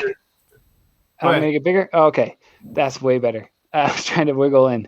All right. So this is the first half of the race. If you actually watch the 2D interface of the race, there's no actual correspondence between horses in the first half. There's none. But these kit groups in the second half, where there's 3 different kit groups, where it's like, oh, it's a come from behind winner. It's one that tries to walk on horses early. These matter. Okay. Right? Not right where I've seen a bit of the confusion on what it means. Where they're like, oh, there's these burst factors. Like my horse, because what I told Doofy originally, because Doofy was a big proponent of like watching the actual races, and I said, Doofy, it's not an actual race. It's a provably fair game that's I can't think of the word right now, too many beers. it's just it's bullshit, right? It is bullshit. But at the same time, there is some reasonable analysis to pull from it. I've Right? Like been at myself, and I've noticed that my horse kicks at certain distances when it's running at traditionally that distance. It's fine for that distance. It tends to kick every single time at the same moment. But if it doesn't kick, I lose. That's it. If it kicks right around like 7 or like my exclusive 750, Philly, she kicks it like 700 to 800 meters, and if she kicks before that, she loses. If she kicks after that, then boom. The first half of the race doesn't mean shit. I agree. All right, so I think this conversation is exactly how much we've got to learn about this whole thing, right? We're so guessing at this. I've got some stupid riddles from Jeff that this is based on that I can't share. Oh no! Even better. Oh no! I smell an article coming. Yeah. No, I can't until Jeff's fired. I can't say anything. Yeah, they're like, you told ZG what? Oh, son of a bitch. No, I got some screenshots. Like, I went through the entire Discord history and read everything, and they deleted it. Good. They deleted it now after I had taunted them, because I'm like, you idiots, you put everything out there. But I took every screenshot I wanted. I'm a history major. I'm not going to document that shit. Come on, get out of here. I know where the DNA is coming from. I understand what different areas, right? For me, when we're looking at what does horse racing history mean, speaking back to Syntribos' idea of reflective of IRL is in the morning line, you look at how much money's been won. ETH1 should be incorporated into that. So wouldn't ETH1 be more valuable than percentage winning rate when it comes to minting horses? If you're looking at imprints on offspring. So you would want to race your horse forever just in case you get a little bit more ETH1. And say, fuck your winning percentage in the long term. Yeah. Right? Because that's a tough one because it's going to come down to the management of the horse as well, right? ETH1 it really comes down to, is it ETH1 or is it winning percentage that's more heavily weighted in the minting process of offspring? It's interesting to see how they implement that because I mean certainly there are some horses that are being incorrectly run, so they are not earning that amount of money, right? So that then is that an effect on the breeding? Or it's a really good question to ask. Right, that's what I'm saying. I'm a theory guy. I'm just asking questions. Yeah, certainly from a real life standpoint, you're relying on the people racing the horses know what they're doing, right? So how much reliance are we going to be having on people that are throwing in their horses left, right, and center? Like there's a horse currently, a Z10 that must have been part of the $1 million drop called the Legless Horseman, I believe. That's an awesome name. I think it got 241 odds in its Griffin. The person then put it in a Class 1 free race over 2,000 and got, I think, 7-1. He's since then put it in a Class 5 2,400. It's got 2-1 again and won. And then went and put it in a Class 2 free race again, and it lost. So, but I don't think Griffin and class odds should be correlated. No, they shouldn't. Each class is completely imperative, and that's another thing that I'm sure we can touch on another time. Is the whole class system? I don't know if you did while I was away, but no. I mean that class system needs some serious work ASAP. Well, it was developed for when there was like 30 of us arguing incestuously in the Discord. You know, like there's like 50 people playing, right? Yeah. So like now there's 20,000 people playing, and it's just not built for what we're dealing with at this point. Yeah. Well, yeah, for sure. The game, like our last week, we had King Beaver Shot and Eric Wong, and looking back on the history, because I got in the end of April. Looking back on the history of Zed, if Beaver Shot doesn't sell billions for 125,000. The spotlight never hits Zed the way it does this early. I gotta disagree. No, if somebody I got offered $100,000 before that. Yeah, what I'm saying though is if you sell your horse right now for $100,000, the population in Zed.Run's gonna triple. That's a solid argument. I don't disagree. It's not. It will triple if somebody's still willing to pay you $100,000 for a horse. That's going to be front page or back pages in the New York Times or Wall Street Journal, and you're going to have a bunch of people like, "Holy shit! 2 horses, 225,000." Here's the problem that Zed finds himself in is like they charge $40,000 for a Genesis horse now, a Z1. That's true. So if like Supreme Polarity is Z2, whatever fucking weird dynamic they decided to split the pricing on that. Mm-hmm. Honestly, if it's $40,000 for a Z1, what are the odds that they're ever going to find a Supreme Polarity? Right? It's going to be like 1 in 10, 1 in 50, honestly. 1 in 50. So multiply that Z1 scratch ticket by 50.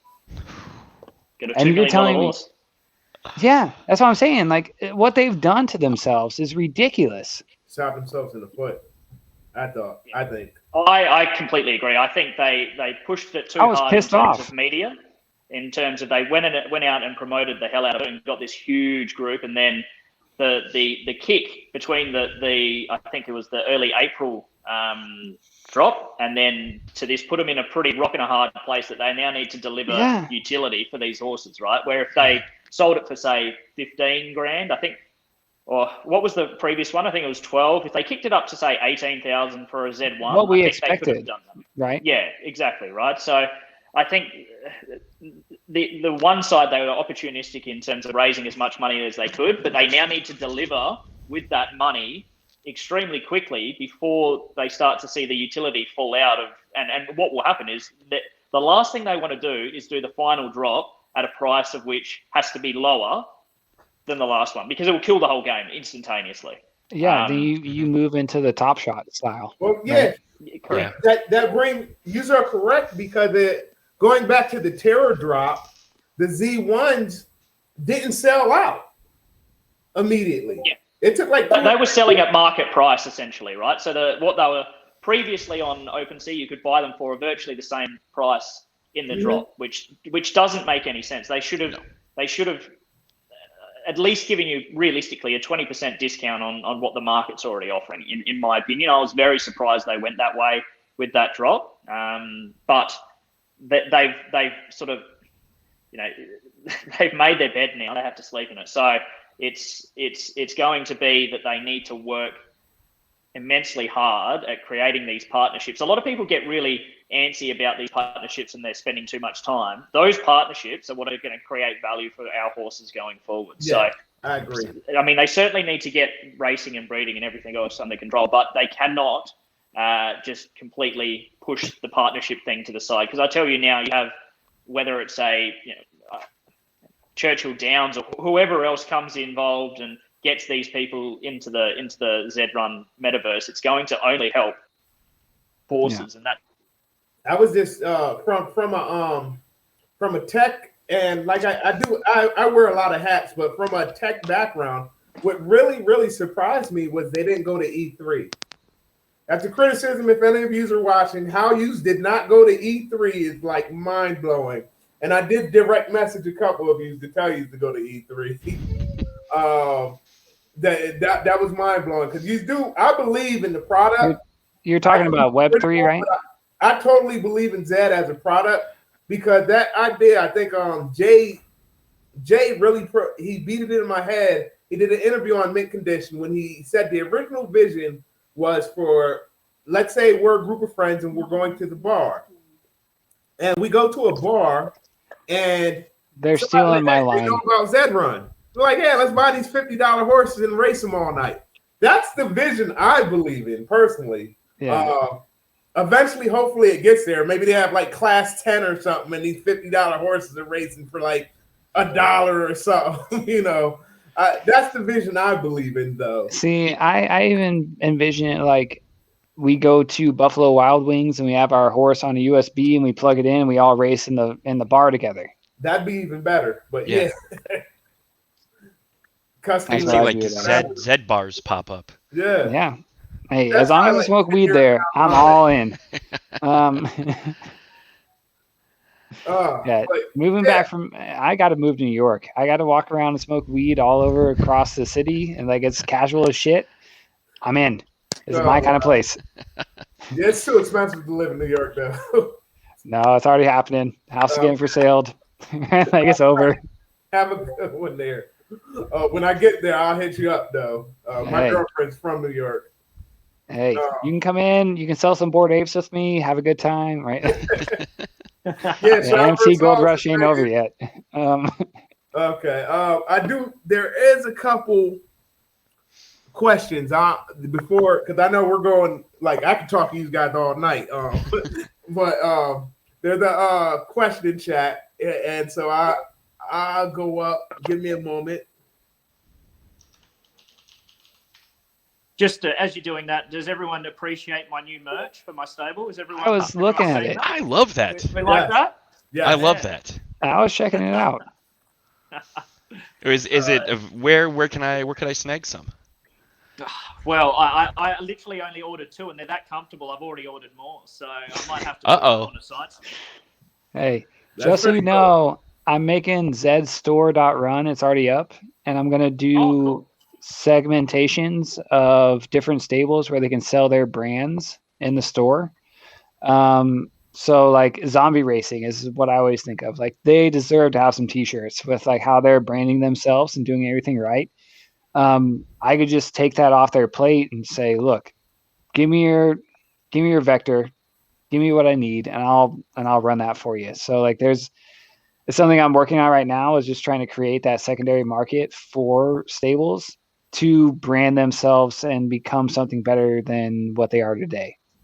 This isn't a statement, a question, but it's more of a statement to all of us, I would seem. It's from Pulaski Wolfen.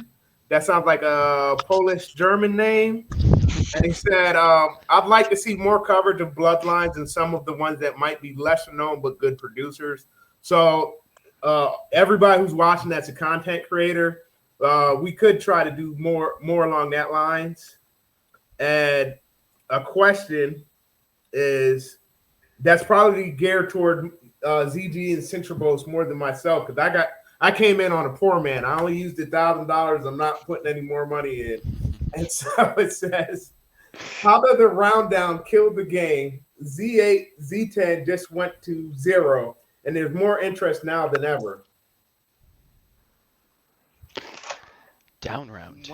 What's the down round? Well, he's saying the down round. How you were just saying. How I'm interpreting this is he's talking about how they went up in the price way higher than they should have, and so I believe one of you just said it. They can't. They're stuck at this high price point. They can't go down.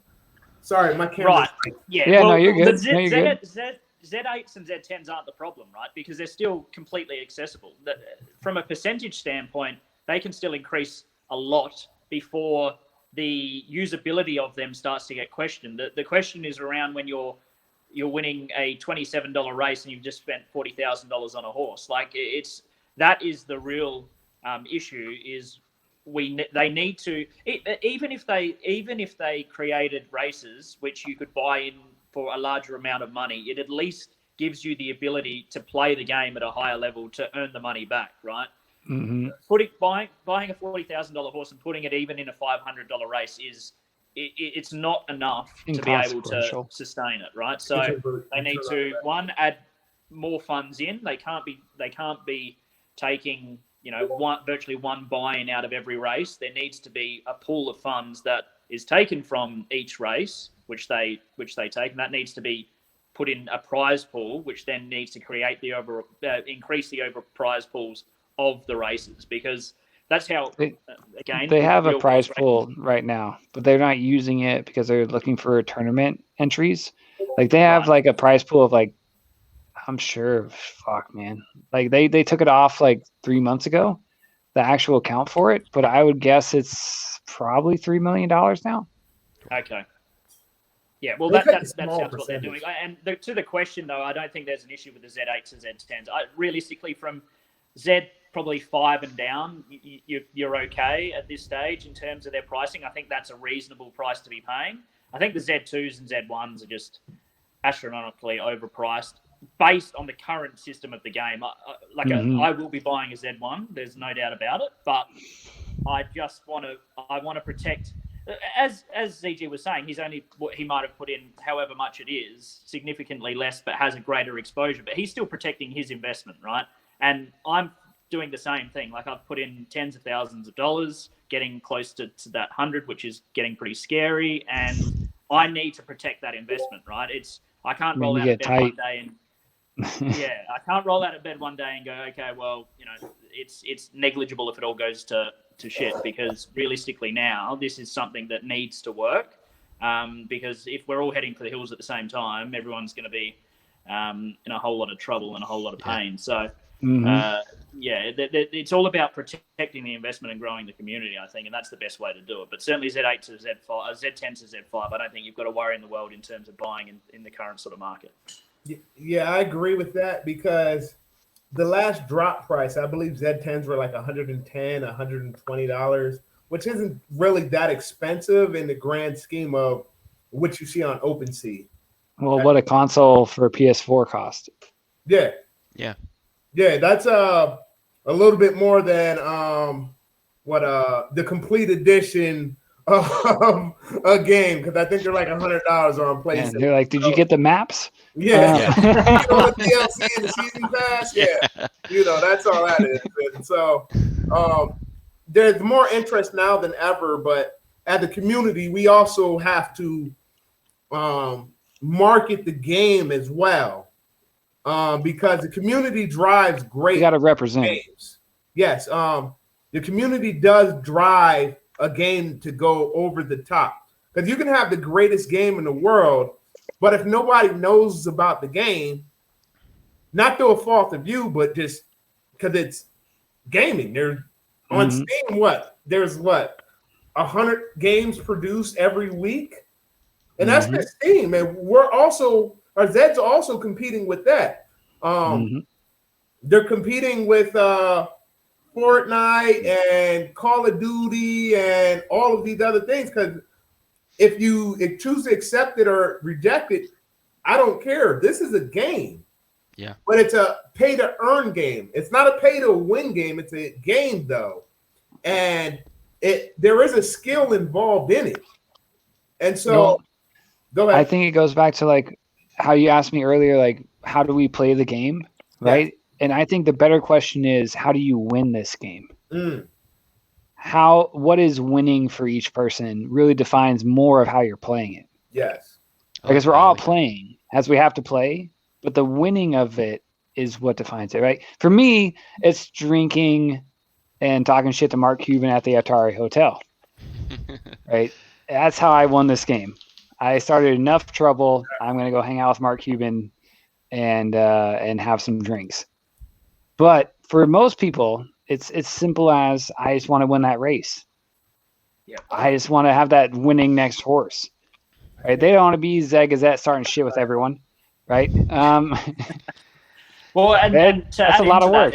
And I keep going back to this in terms of the real horse racing, but there's so many similarities in the sense that you have someone that buys into a syndicate horse that wants to spend $500 and go and drink with his mates at the racecourse, right? That's one person. Then you've got the investor spending millions of dollars because they want to make a living out of it, and they really want to, see their horses and their bloodlines create some sort of legacy. So you're going to have both of those sort of players within Zed, and they both need to be catered for sure. Mm-hmm. Yep. Absolutely. So for you guys, what's winning? Well, like I said, I'll go first. I started off with a significantly less amount of money than everyone else. And so for me, I knew I was like, realistically speaking, it'd take me a while with what I invested in to get a Z1. And so for me, winning at this in particular moment is breeding a monster, basically an ETH printer.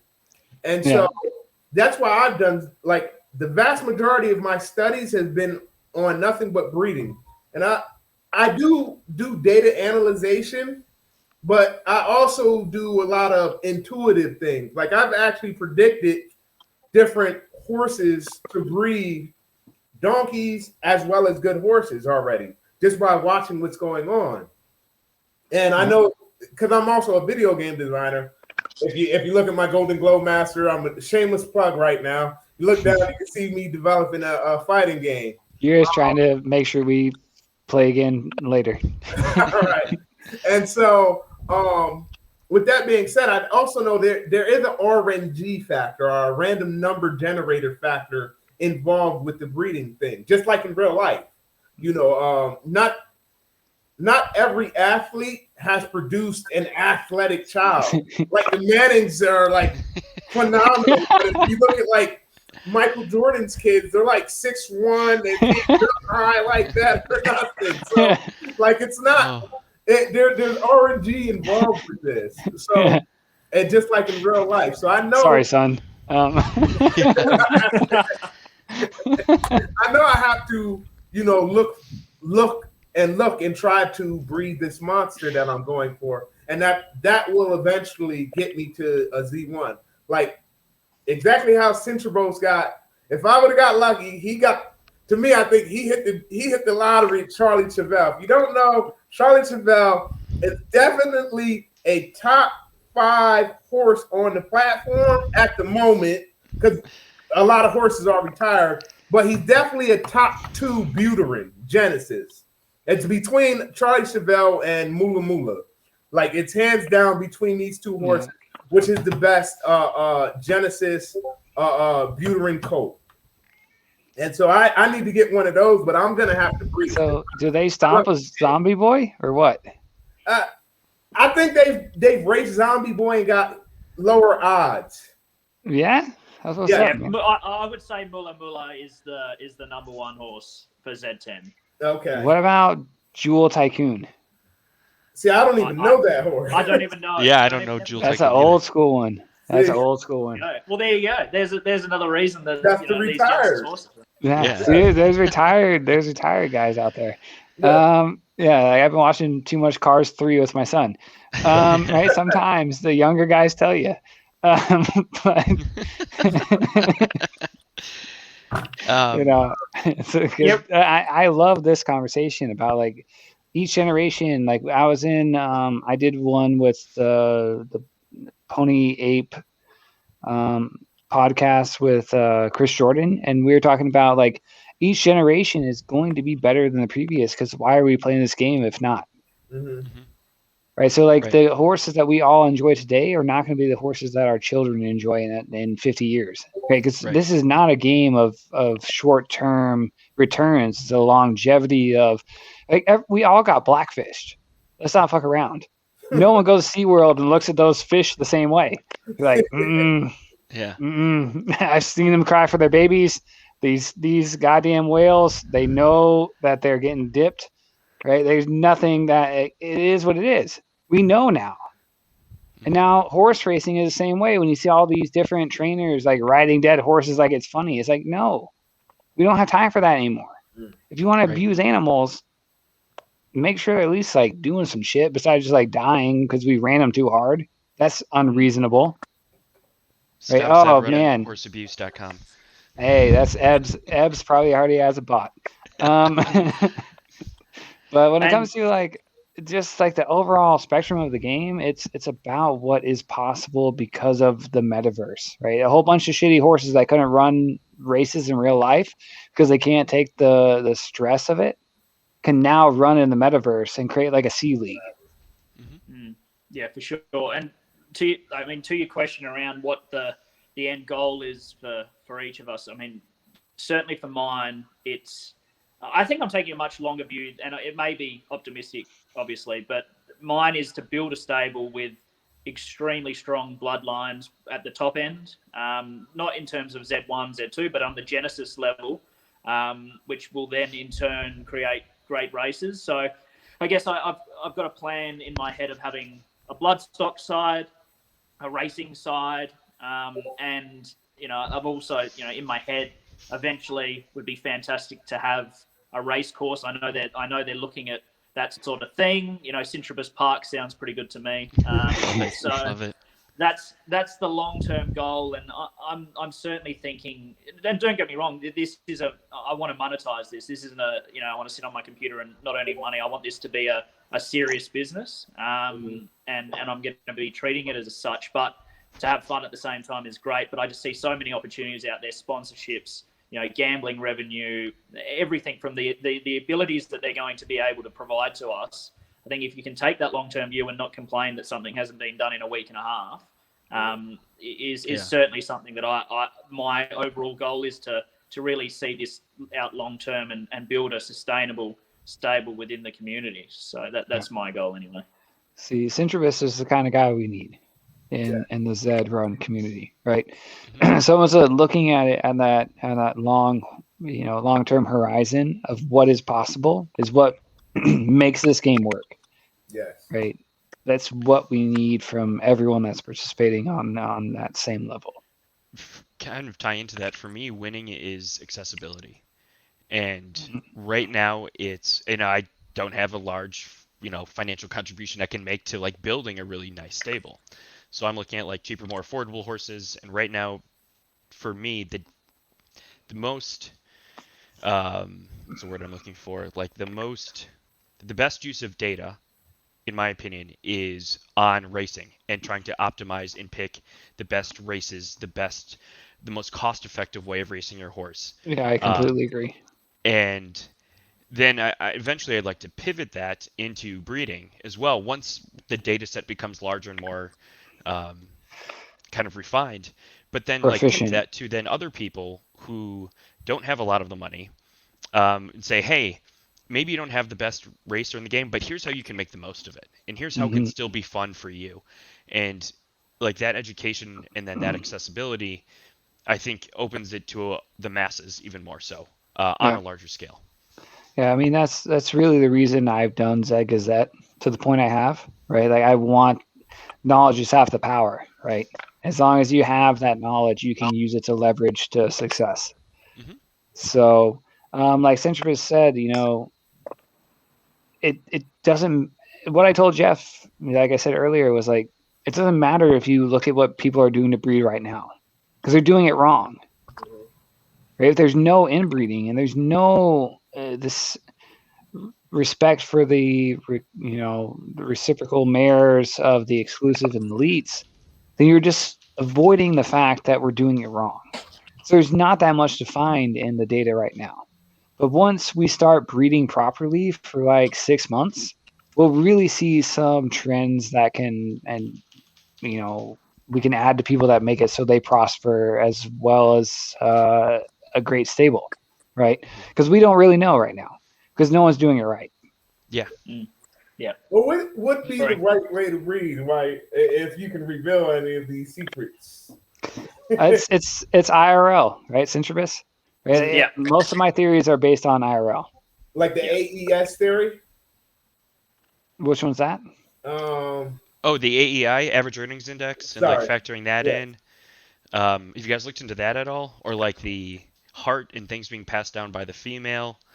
I feel like that's a little more controversial, but I haven't seen those, but I do agree that it's the female that's going to be passing things down. Number one.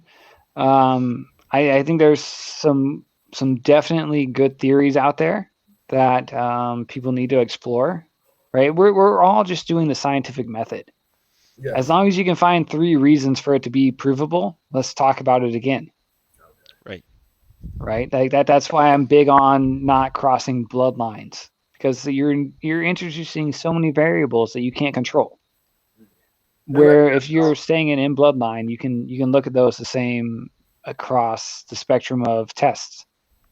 Right? Oh, Booter on Booterin does this. Sazabo on Sazabo does. But if you're going Nakamoto on Sazabo, I can't predict what you're doing. And that's a good point. But remember as well, and something that I'm taking homage from is that you've got these stables doing these. Take note of it. Like look at their breeding. Look at what they've done, and not everyone has to do the same thing, right? So you're able to use that data to then help you make a decision, right? So exactly that. You may not have, one bloodline that you're able to breed exclusively with. So you may be able to be that data set for other people to use to test that theory. Because as ZG just said, like in real life, there's so many different trains of thought of what is best. No one knows the best. Otherwise, in real life, horse racing would be broken as well. We all be Bobby Baffert. Right way. So there's so many opportunities there to experiment, but use those tools to look at what other people are doing and try and make those decisions. You don't have to have a 300 horse stable to do it yourself. Yep, no, absolutely. And even Dr. Ian and myself, he's my partner in crime. He's the computer scientist. He's a big proponent of cross bloodlines. And what I've told him is I don't want to talk to you about it.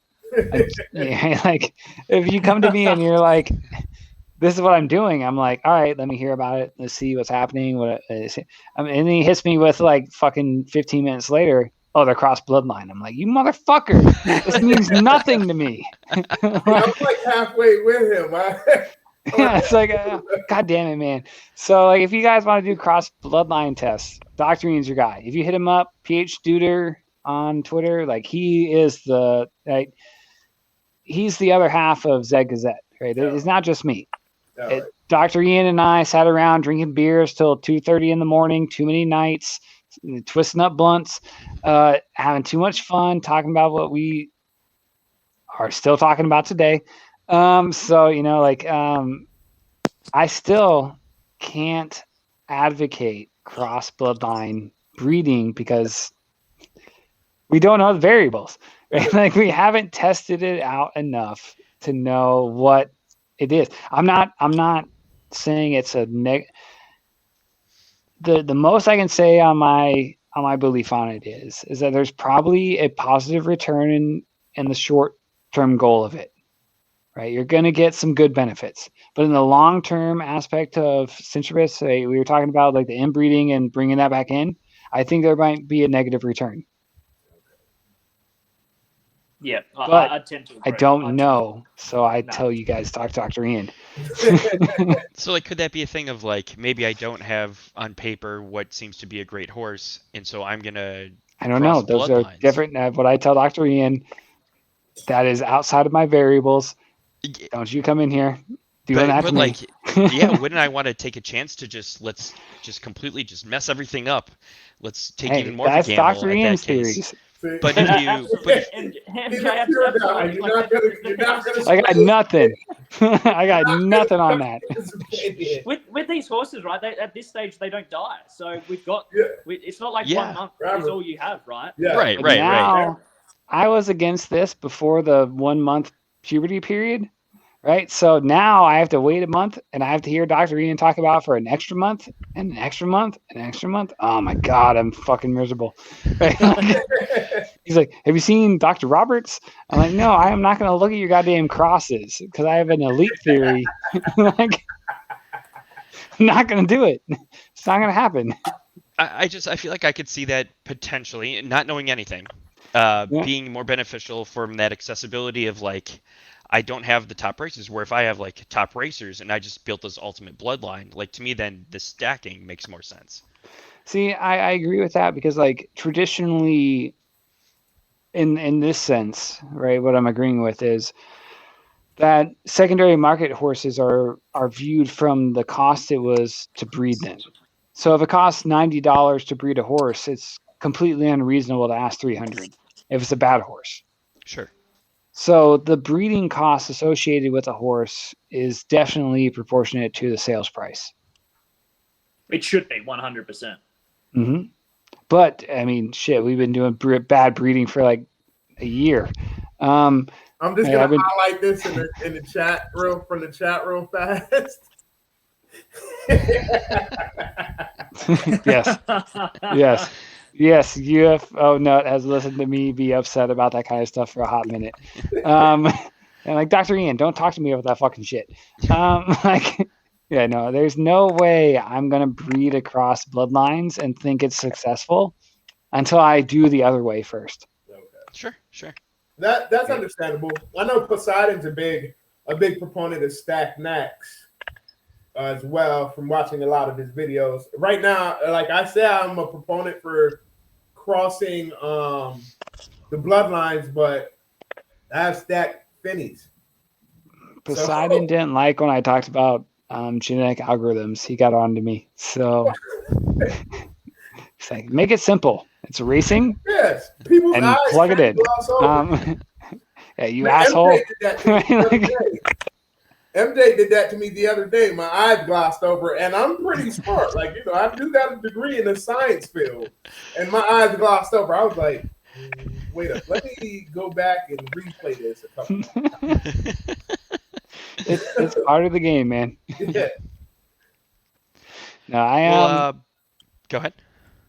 No. I was just gonna say, like, the evolution of how we view this game as a community has just changed so much. Yes.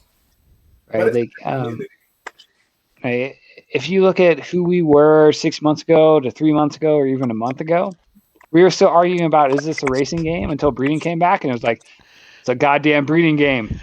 Like, actually, I don't know if Sean Versall is still in the chat, but I've been telling people it's a breeding game the entire time. I'm like, nah, this is a breeding game. We confirm our breeds through the races. Yep. It's the cherry on top is the racing. Yes. It's my cherry on top. I can eat ice cream all day and breed the shit out of these horses and make terrible horses. But when I get that really good horse, cherry on top. Okay, Sean, he's still in the chat. He said, yes, sir. Breeding game 100%. And no, Sean knows what's up. Yeah. I owe him at least a horse. I think I promised him maybe 2. Oh, wow. 3. Right? You heard it here first, Sean. Hey, now I can't live it down. I want to make sure. But no, right, it's we are getting on to the 2-hour mark, and I know when I upload this video to YouTube, it's going to be very hard to cut it down. Well, it's going to be played in its entirety, but the highlights from this, like, I'm just learning to do the.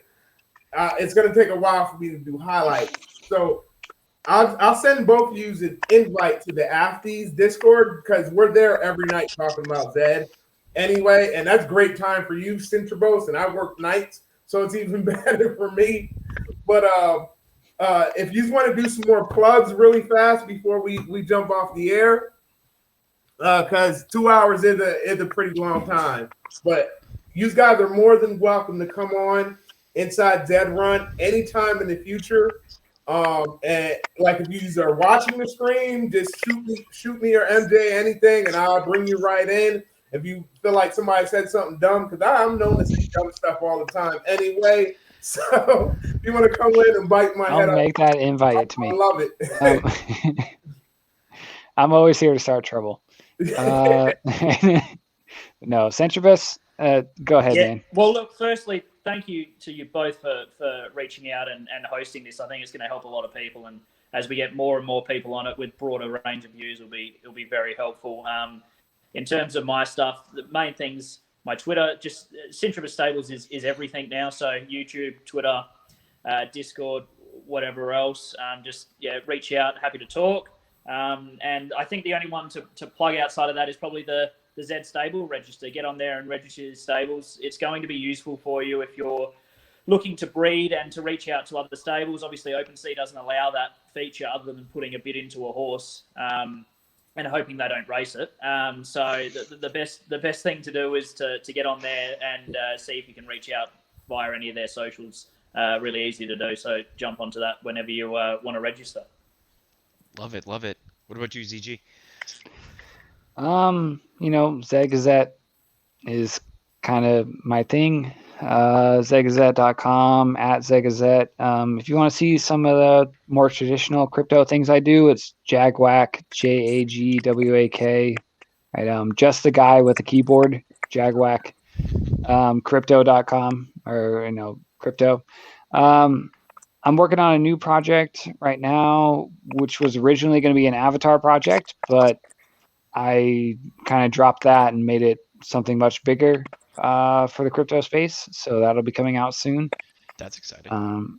Yeah, I'm super excited about it. I have Dr. Ian working on a bunch of things for the smart contracts. The artists that came to me are traditional artists within the space from the last 3 to 5 years. I mean, they've been around since the original of NFTs. Like, I got some really good guys I'm super excited to work with. But the real thing about it is I have to be careful how much I say before my guys get angry at me. I just feel like there's a lack of connectivity between different projects. So, like, what if a project gets rug pulled? What happens? What happens to those guys? It's done, right? Yes. So, what I'm looking to create is an adoption program of that kind of stuff. Okay. Right? Because what is the most expensive thing or least expensive thing when you're trying to adopt new users? It's someone that's already purchased your product before, right? So if we want to exploit something that's already been purchased before, you create a secondary layer 2 solution, basically, for the pickles, for example, right? Create them a solution to have utility with so many people bought into the already concept of it. A brine, if you will, a solution for pickles. Yeah, I got a jar. Don't worry. Yeah, we got the pickle jar coming. That's the most sneak peek I can give. But yeah, it's really about bringing together projects that may not have thought they have utility or maybe rug pulled on utility for themselves and making that kind of, because the biggest flaw in the NFT community is the rug pull. Yeah. Because it makes it so no one's going to come back. Mm-hmm. You get rug pulled, fuck it. I'm done. Right. But if we can create a solution to avoid that in the long term, right? You can't do it for the short term. People are going to be shit. But in the long term, that's where I'm trying to find a solution for NFT projects right now. Very cool. Very cool. All right. And so thank you for coming on the show. I'm just going to do a wrap up. I posted a link to Sean vs. All Discord. That's why I'm going to go to Sean vs. All Discord, because we do an after party thing, and I'll probably be there in like a half hour, 45 minutes or so. I'm going to plug Syntribos Stables. If you look exactly how his name is spelled on there, he had a YouTube page, and he's putting out pretty good content. Zed Gazette, you just type, you Google Zed Gazette, he pops up. There's so many in-depth articles on there, and they're very short. Like, some people, like, they're long-winded, and they write and write and write and write, and it's the same point over and over again. No, Zed Gazette gets right to the point. And gifts. Tables, huh? And gifts. And gifts. And gifts. Can't forget the gifts. We're going to Vegas. Well, Sean vs. All lives in Vegas. Hey, next meetup is in Vegas. That's my goal. All right. And then MJ Stables, he streams almost every night. I try to tell him, hey, you got to get some rest, because he works early. He streams almost every single night, data-driven racing analysis. I got to plug Poseidon, because that too really taught me a lot. He had the YouTube channel. Doofy had the YouTube channel under Doofy Racing. Poseidon's is Poseidon Racing. 3 nights a week, you have the Pony Plug, and that's just like fun and games, and they watch races. They do tournaments. Sean vs. All streams 3 nights a week, and he has like a betting app. Yeah, the gambling. It's gambling for fun, and like you can basically watch some races and bet, and that's also very fun to do. And then you have in the UK, if you're on UK time in the future, you have Zombie Racing, and I believe that's everybody. The only pretty girl in a group. What's that? Yeah, what's her name? Right? I'm not gonna no. I got a woman upstairs. Don't get me in trouble. Hey, I gotta tune into something. Thank you guys so much. Really appreciate your time. Thank you guys for coming in. This is awesome. And the link is in the chat for this in the chat for the where some of us will be. I don't know if MJ is going to be there. I don't know if ZG is there or Syntribos, but you are invited to follow the Discord link. Thanks everybody for coming out. I'll see you next week at 9:00. See you guys. Cheers, guys. Thank you.